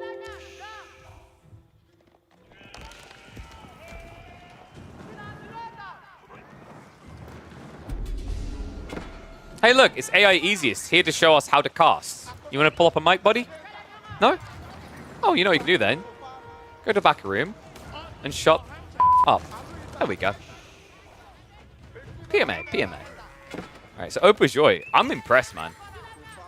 The two players with 0 points actually getting something is kind of crazy. All right, I'm going to wait for confirmation at the end on that one. That one was tight because the Landsneck and the Samurai are attacking. I feel like it popped up plus 50 for Beastie, which means he would have got the kill. But we'll get confirmation at the end. But right now, we'll leave it as Popo with a point, Oppojoy with a point. But Core is out. Vuvavan had no chance of winning, but Core had an opportunity here. Now, it can never happen.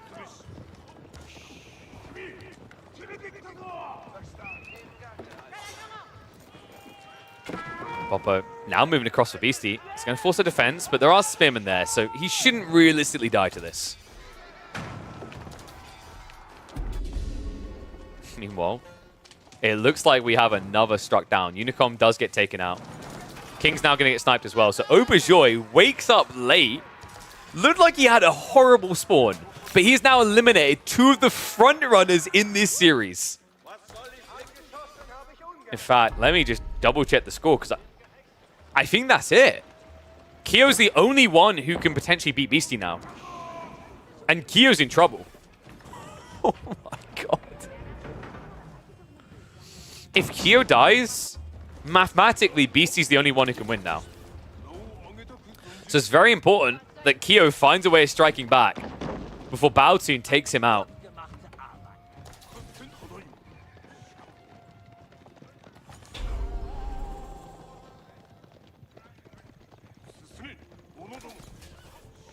Damn, I can't believe this. The way this played out. It's kind of wild, right?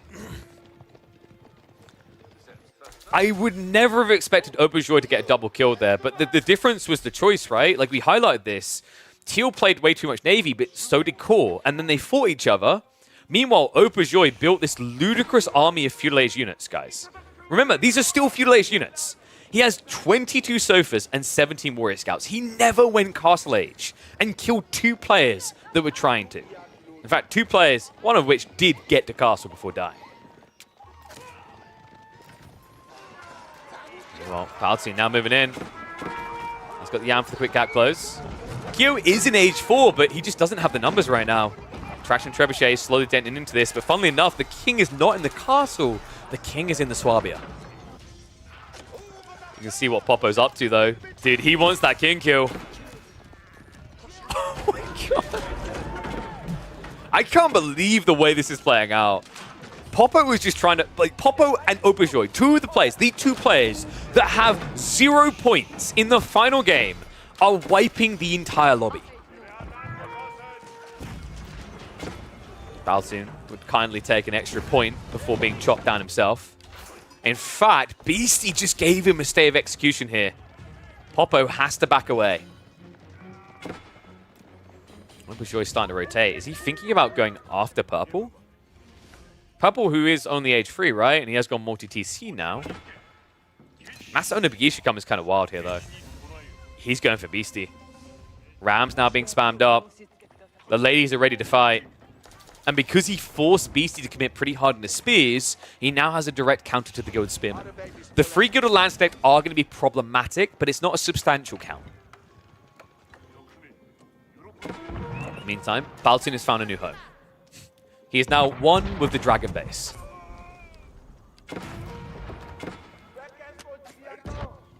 Baotoon might be dead, though. In fact, I'm certain Baotoon is dead. Which means Kyo is going to keep this tight. Popo, not ideal. He's trying to hang around for the King Snipe. He needs to get his army in right now. If he doesn't eliminate Beastie in the next, I'd say about 2 minutes max. Maybe less, actually. More like probably a minute. If he doesn't do that, then that would mean Beastie would net another kill and guarantee he has a crown on his head. Wow. How many is there? So if he takes that out, he'll be up to 14. Kyo's at 11. Kyo could still snatch it away if he wins the game. But it becomes substantially harder from this position, right? You're going to be sandwiched between 2 players. Dive now coming in.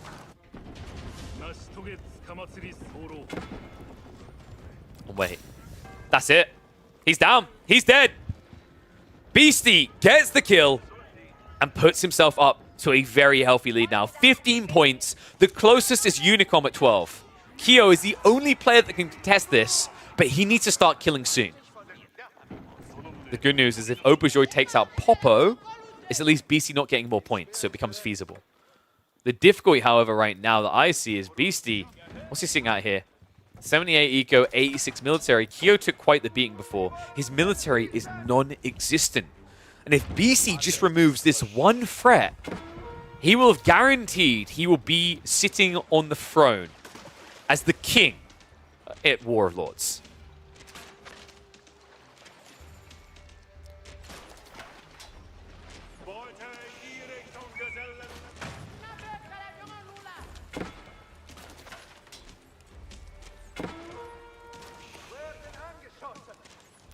Wait, did I say it right? 13, 14. Sorry, he only got 1 kill. Okay, this is getting annoying to track.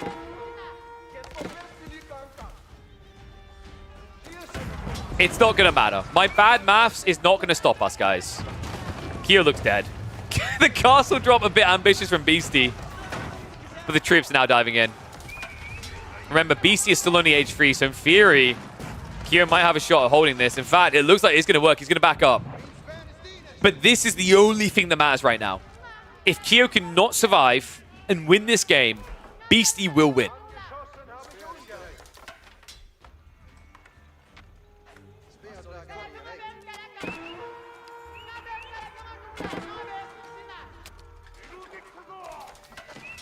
I'm going to check with the admins, because the admins have been watching the scoring very closely. So I will get us a live update. But I think we've been right on this, that Beastie is either 15 or 14. Either way, he's at least 3 points ahead of Kyo. And we've got a dive coming in. Blue! He rode in! But this is not going to be good enough. It's only age 3. It's not enough to break the Daimyo, let alone get the kill. So cheeky little raid here, but not enough from Auberjoy. And now he's an entire map away.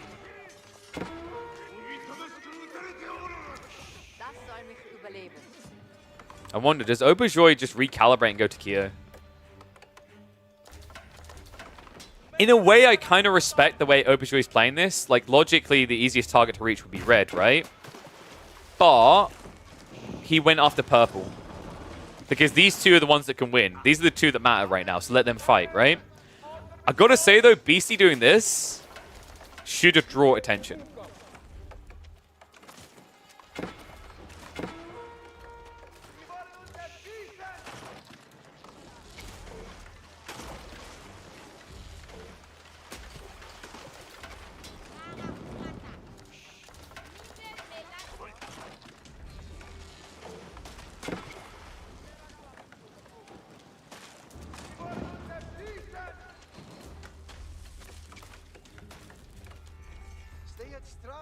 Alright, I'm getting mixed answers from the admin team right now that don't quite make sense to me. We'll wait for confirmation. Just know this is the battle that matters right now. If Kyo dies, Beastie will be the king.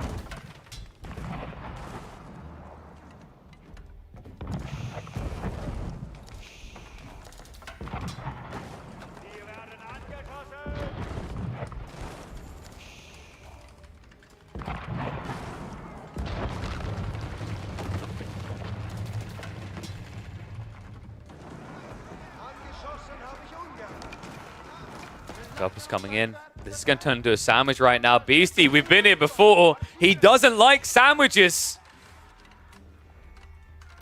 It's a gluten issue. Doesn't go well with the digestive system. But he's going to have to find a way to swallow all this. Popo now running in. Elsbat Pals gets rushed up here. Strong defense to try and hold on. Kyo in the meantime. Some weird shenanigans going on the west side. Dive is starting to come in.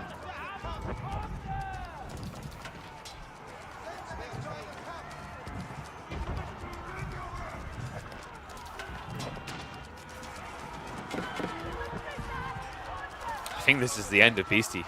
How do you defend against this? If you had Landsneck, maybe.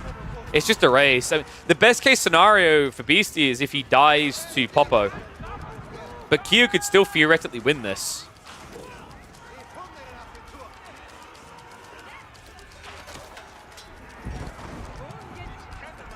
King's gonna try to escape.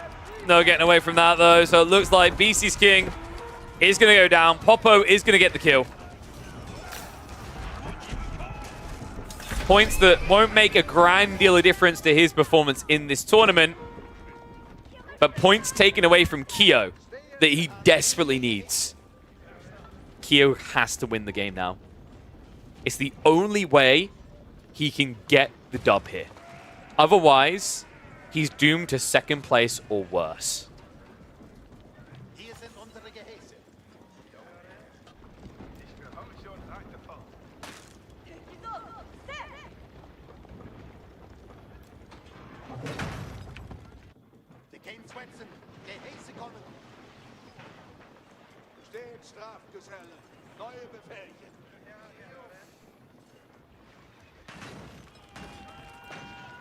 I'd say, so there's a lot of discussion about donations. I would call that, and it's going to sound weird, a soft donor. And what I mean by that is Popo basically done all the work.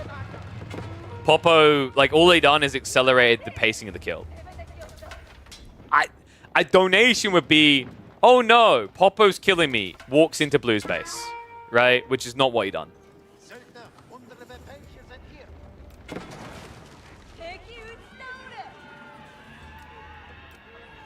It's definitely gray territory, I'll say that much about it.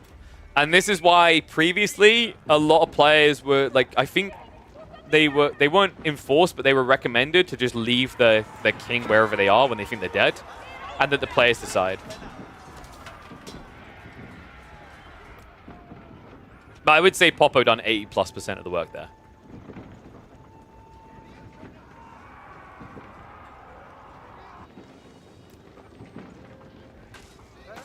Now keep in mind, if Popo takes out Kyo, this is over.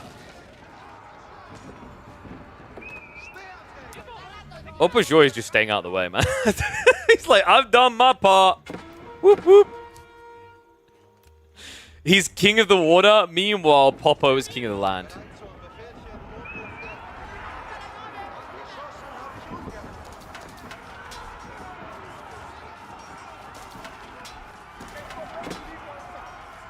Popo now going in for the clash. Now, those Zona Bagisha should do quite well here. The problem is the fact that Kyo is an age ahead. I feel like Popo is doing this the hard way. He kind of needs to go in.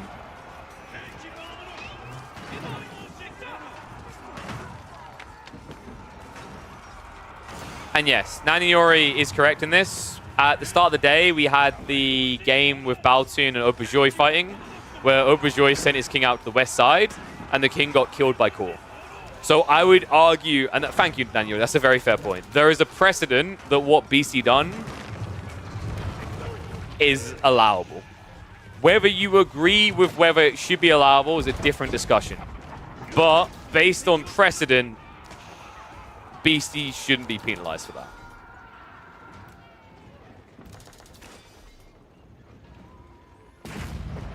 I guess Auberjoy's just staying out of the way now.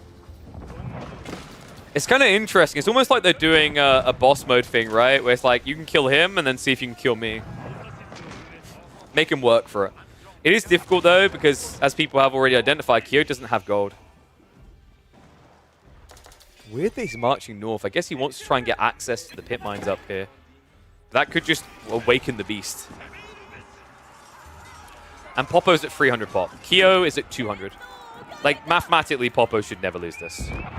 The only reason it was hard is because he didn't have Imperial, but that just came through. And tech up's already on the way. So now if you just flood 200 on a Bagisha, or even just 150, it pretty much guarantees a wipe on anything Kyo's doing. Because the only solution Kyo has to mass on a Bagisha is either mass Mangoes, which always feels dicey against Bagisha because they're so fast, or mass Landsnet, which requires way too much gold, which Kyo doesn't have. He basically can only build spears in this game, guys. It's a pretty bad situation to find yourself in.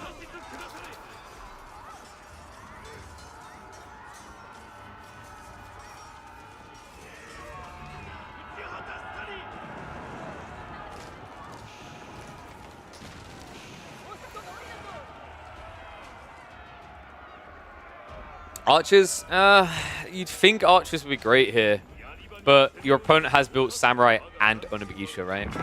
I don't think archers helps you that much either.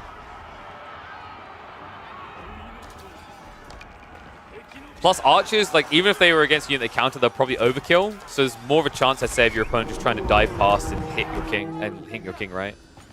That doesn't work. But good idea, Auberjoy. A few patches ago, mate. think this is the last stand of Kyo. Army's getting melted pretty fast here. The only downside for Popo is, of course, production, but he's now fixing that. And what? I think he's actually going Yumi, which is kind of bonkers here. I mean, he can afford Onabagisha until the cows come home, guys. Remember, we said, how much was it? Was it 76,000 gold in the corner? It's a ludicrous amount.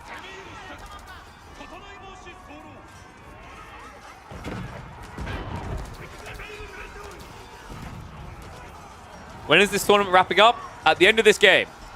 So in another hour. He's going to have to back away. Should only be a temp reset, though. Popo's still over 200 pop. Meanwhile, Kyo is holding on for the moment. But you see the gold issue is huge here. Wait, what?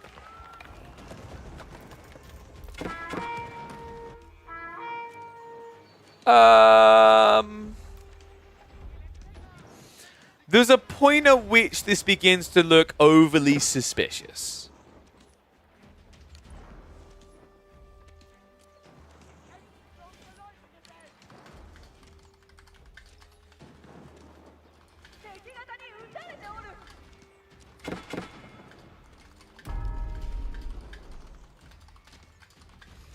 I'm messaging the admins on like so here's my logic, right? Like I respect Auberjoy saying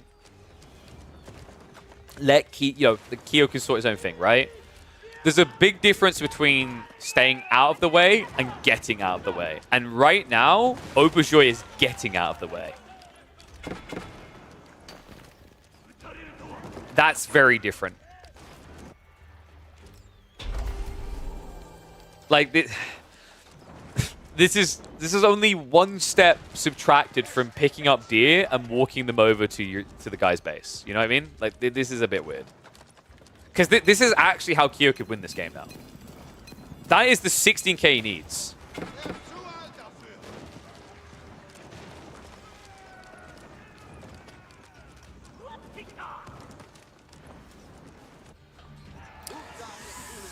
Well, I thought the remake was going to be our drama, but we might be able to eclipse that. Blue, I think, yeah, he's mainly got eco.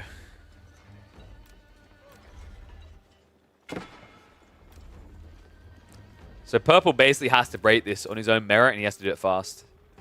I mean, realistically, Kyo, it's still a struggle, right? If Popo just goes 300 pop, I think he has this. But yeah, this is a little bit of a yikes way for this to resolve in the grand finals. There's not rules against teaming publicly. And what I mean by that is if they're communicating. So here's the logic. There are specific rules. In the case that someone is seen and deemed to have an overwhelming advantage, teaming is allowed. And what I mean by that is Popo has 300 pop. Auberjoy can make an argument. But in fairness, Auberjoy has 300 pop as well. The issue in this game is Auberjoy is just kind of not playing to win. He's just playing to AFK. Which definitely has a muddying effect on the dynamics. I think Popo's still going to do this, though. And props to him, man. He deserves it. We said Popo can be an absolute mad lad. I mean, it turns out when you get a spawn like this, yeah, I'd expect you to be a mad lad. I'd be very shocked if Popo isn't able to kill Kyo now.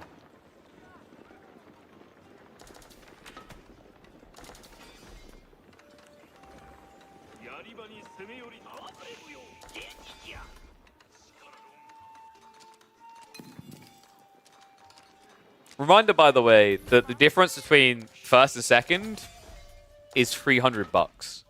So, a substantial increase for either Beastie or Kyo, depending on who takes this.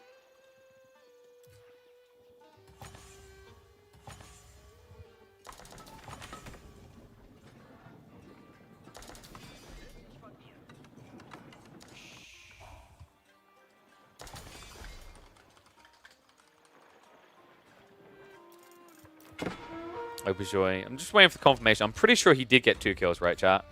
In fact, I can check that because he had no points. Yeah, Auberjoy has 2 kills. So he's 300 pop as well. There's a valid logic to teaming if, for example, a guy has 350 and you're like, oh, this guy's running away with the game. Like, that's actually allowed in the rule set. Auberjoy is at least staying out the way. Popo now moving in, though. Does he just go for the landmarks? Yeah, I think he could. Remember, over to tactics does increase your torch damage as well. So it'd be a pretty logical and easy way of closing this game out. Popo is going to march deeper. Remember, all landmarks are basically on one site here. And there isn't really much of a front line. Kyo, what the hell happened here? Army basically erased. Only a handful left to defend.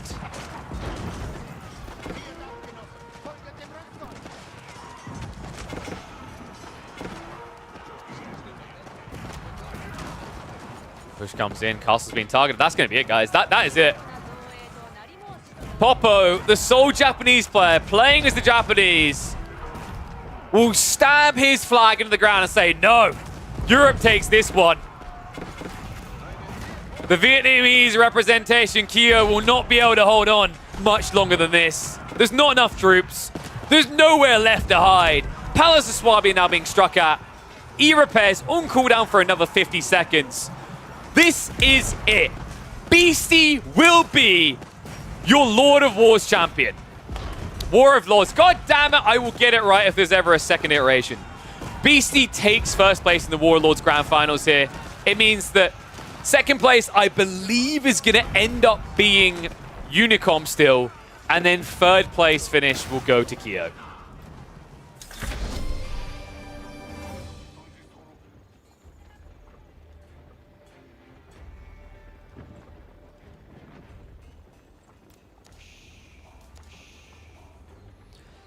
So, Opajoy, you want to... Dude, this guy, I swear, this guy is a professional SimCity player. He probably has 15,000 hours in SimCity 4. We're going to see him fight now, right? What on earth? I mean, we said about that sneak through, but the trees haven't been chopped.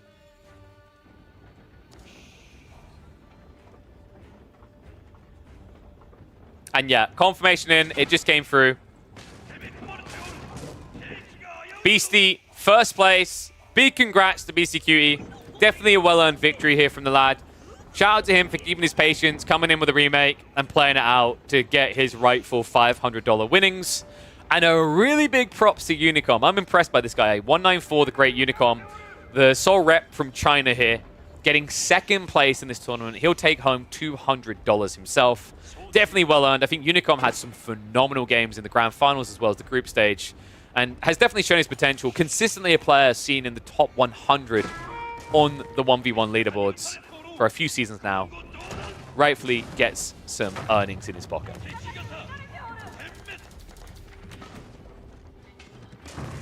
I think we can speed this up to a conclusion.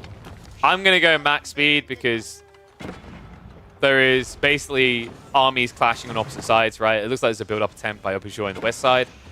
So we'll slow this down a little bit now, but if I'm not mistaken, what? He's got one landmark over here. Yeah, fought the Huntress with the King. That would have been scammed with the treason, which means that Popo can just take out landmarks and then move quicker. This is over. Popo, he may not be able to get a podium finish here, but I do believe that means Popo has 6 points, which, yeah, it doesn't change anything.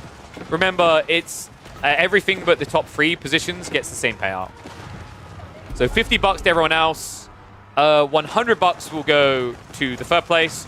200 to second place. And Beastie Cutie will take half of this prize pool, $500 in his pocket.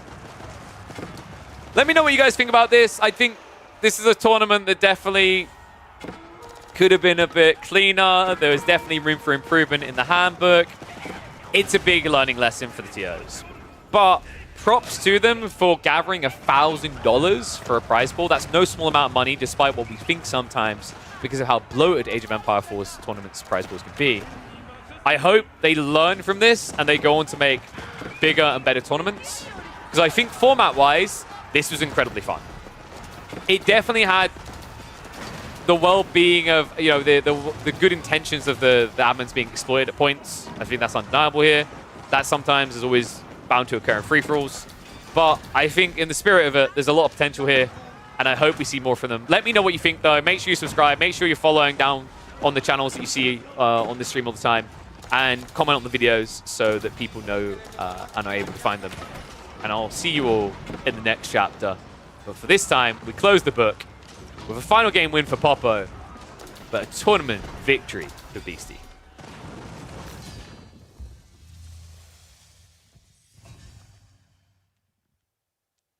Oof. Yeah, it's definitely not the most ideal of situations. I'm going to use that cringe statement. It is what it is, though. Sometimes this definitely happens. But, you know, big shout out to people for keeping their cool.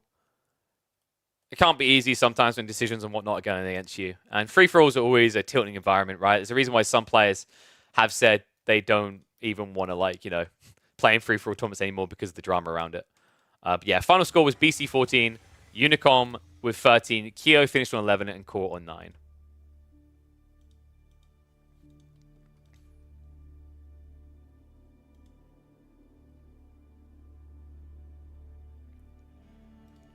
When we talk about red mining gold and blue, but I mean, we already highlighted that, Chloe. We already briefly went over that.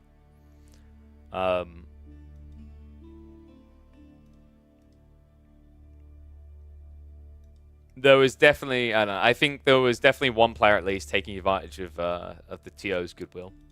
But yeah, big shout out to Clear Man and the team for organizing it still the same. Incredible tournament. Definitely an absolute pleasure for the most to cast. I think that last game was a little bit awkward towards the end, but like this is the type of things that can sometimes happen, especially when it gets weird like that, especially when you have players in the running that can't win. In general, this is why I've always said free-for-all formats are kind of awkward. It's why I always say that people that want to do anything free-for-all oriented or multi-team oriented should learn from Apex Legends, because their match point format is still, I'd say, the best example of how to make an engaging system where everyone can still benefit. Because with the match points format that ALGS for Apex Legends uses, anyone can win. Every time you hop into it, like basically you could be at a stage where the person who's in last place could come back to win, because there's not a set number of games. Definitely not easy to do in these type of formats. Could be intriguing to see though. But I think what we'll get ready to do now is probably wind down. Guys, do me a really big favor though. It helps me out tremendously, so I'm not expecting people to sub or whatever. Do me a favor and just go check out that AMD stuff that's been popping up in the chat.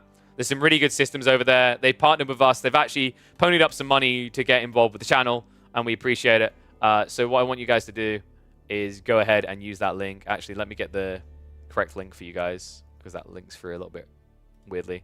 So I'll send it into the YouTube guys, send it to you guys in chat. Be sure to check that out, because they are sponsoring us this week. And also the HelloFresh thing is still going to be active throughout the month if you want to use my code to get your hands on some free meals there. But what we'll do now, we'll get ready to wind down. We're going to find someone to raid. I'll probably end the YouTube broadcast a little bit earlier because you guys don't need to wait around for the raid. But more tournament action coming tomorrow. Big reminder there, we actually have got a cool one. We've got a show match between Kiljardi and Voldemar tomorrow, midday. So it's going to be, I believe, 11 a.m. UK time, so 12 for Europe, midday for Europe. Be sure to tune in there. Hopefully you guys will hop in for that, because I think we are going to be using the King of the North map pool, I think was the idea that was getting kind of thrown around. But yeah, Kiljardi versus Voldemar is always going to be a fun one. I love the banter back and forth those two have, so I'm definitely going to have fun doing that. There's Voldemar. Yeah, the confidence is high. We'll see if his head remains this big tomorrow, or if Kiljardi deflates him a little bit. But on top of that, I've heard there might be some more free-for-all tournament stuff. I just don't think I'll have enough time for that. But what we can probably do, apparently there's another $1,000 tournament, free-for-all tournament happening this weekend. We can catch up on those games in the midweek. My recommendation is, because I guess I'll basically be the closest thing to an official caster for those free-for-alls, prioritize watching King of the Rockies, and then you can come on my channel midday, like midweek rather, so Monday, Tuesday and whatnot, and we'll cast back the King of the Ravens tournament, I think it's called, which is the free-for-all tournament. So yeah, be doing those on Monday, Tuesday, and Thursday if there's that many games. So more free-for-all content to come. And then tomorrow, like I said, we'll have that share match. And then I will leave the weekend for King of the Rockies and the King of Dry Arabia tournaments for you guys to enjoy. But let's find someone to raid. Farewell, YouTube. Much love. Hopefully you click that link. And thank you for tuning in. Make sure you've got notifications turned on so you're able to catch us every time we're live. We're usually live Mondays, Tuesdays, Thursdays, and Fridays are the most frequent days. So I hope to see you there.